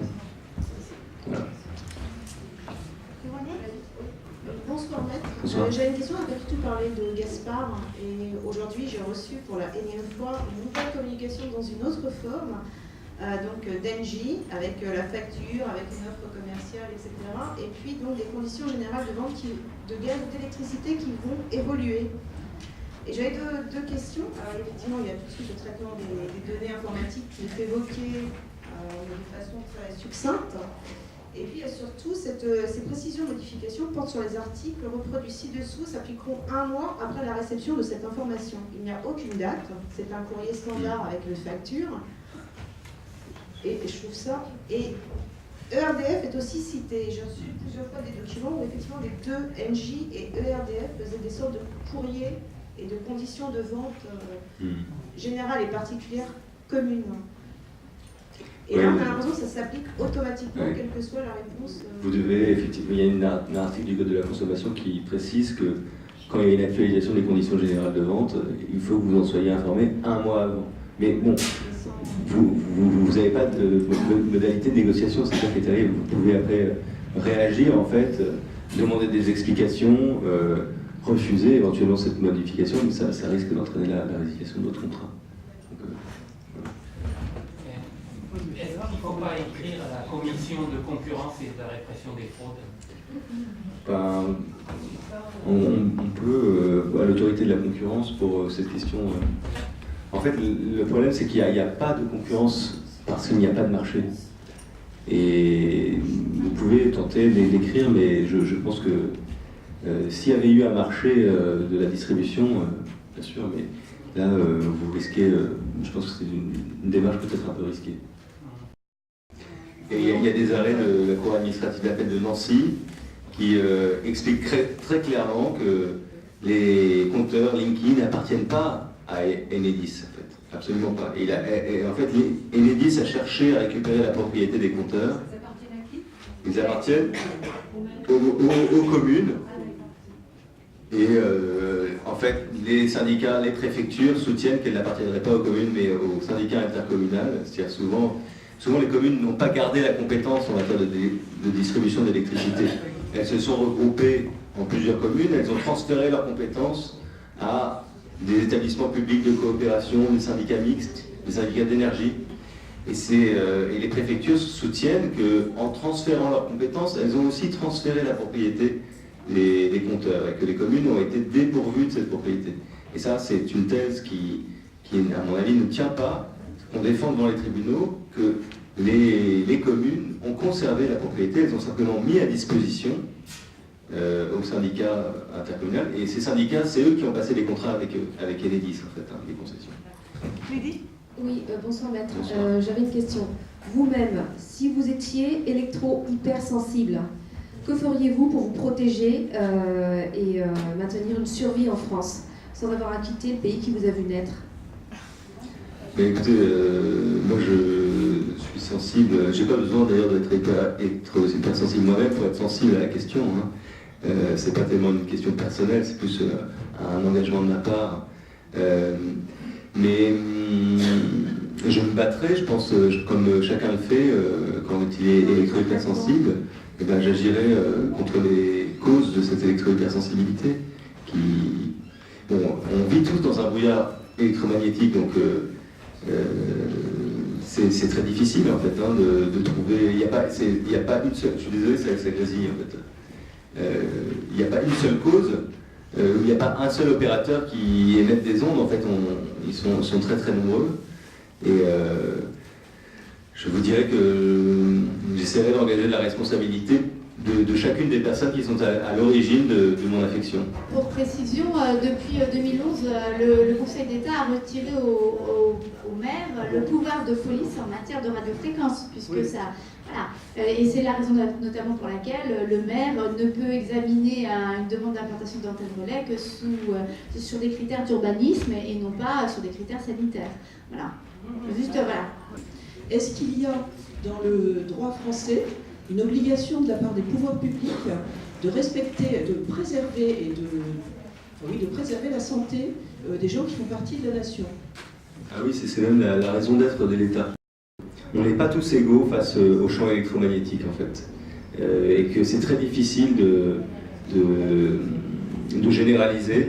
C'est sans doute pour ça que en fait, les études scientifiques qui font état de niveau d'exposition des personnes, du niveau d'émission des ondes très faible, et qui donc concluent qu'il n'y a pas de risque sanitaire avéré, sans doute, elles ne sont pas applicables, ces conclusions, à tout le monde. Et bon, c'est vraiment la grande question et le grand problème de Linky ou des antennes relais aussi, enfin, ou des ondes électromagnétiques en général, c'est que voilà, chacun a sans doute un niveau de sensibilité qui varie d'une personne à l'autre, et il est très différent, très difficile en tout cas d'établir un risque sanitaire pour l'État, parce que l'État fonctionne avec des normes générales et impersonnelles. Donc il ne peut pas rentrer si facilement dans la nuance. Alors on commence en matière d'électro-hypersensibilité à avoir des reconnaissances de handicap, mais il n'y a pas, par exemple, de reconnaissance de maladie professionnelle, ça n'existe pas encore. Et d'ailleurs ça peut être une piste procédurale. Hein. On peut mettre, pour finir de répondre à votre question, en fait, mettre en jeu la responsabilité de l'État pour sa carence fautive dans la prise de décision de mesures de préservation de la santé des personnes. Et mettons que tout se passe bien et que vous ayez gain de cause, quel sera le domaine d'extension de la jurisprudence? Est-ce que ce sera très bien pour les 18 personnes qui auront eu gain de cause et qui après, il faut recommencer autant de fois qu'il y a de personnes qui vont se mobiliser? Ou est-ce que, je dirais, cette jurisprudence-là pourra être largement étendue? Écoutez, dans un monde idéal, on a gain de cause, il y a 18 personnes sur les 35 millions ou les 54 millions de personnes en France, ou même 68 je crois, qui vont avoir le droit de ne pas avoir Linky. Je pense que Enedis en prendra acte et ne va pas s'exposer si la motivation en fait, du jugement est transposable à d'autres cas, ne va pas s'exposer à ce que des personnes utilisent cette jurisprudence en fait, pour faire la même demande et donc ça fait des frais de justice en fait pour Enedis, c'est pas du tout son stratégie. Donc si on a gain de cause, effectivement ça fera jurisprudence et ça changera la pratique de Enedis qui en fait acceptera le refus des personnes. Et moi c'est ce que j'espère, hein, c'est que Enedis dise bon, je prends acte qu'il y a des personnes qui ne le souhaitent pas et je respecte ce choix. Merci infiniment Antoine.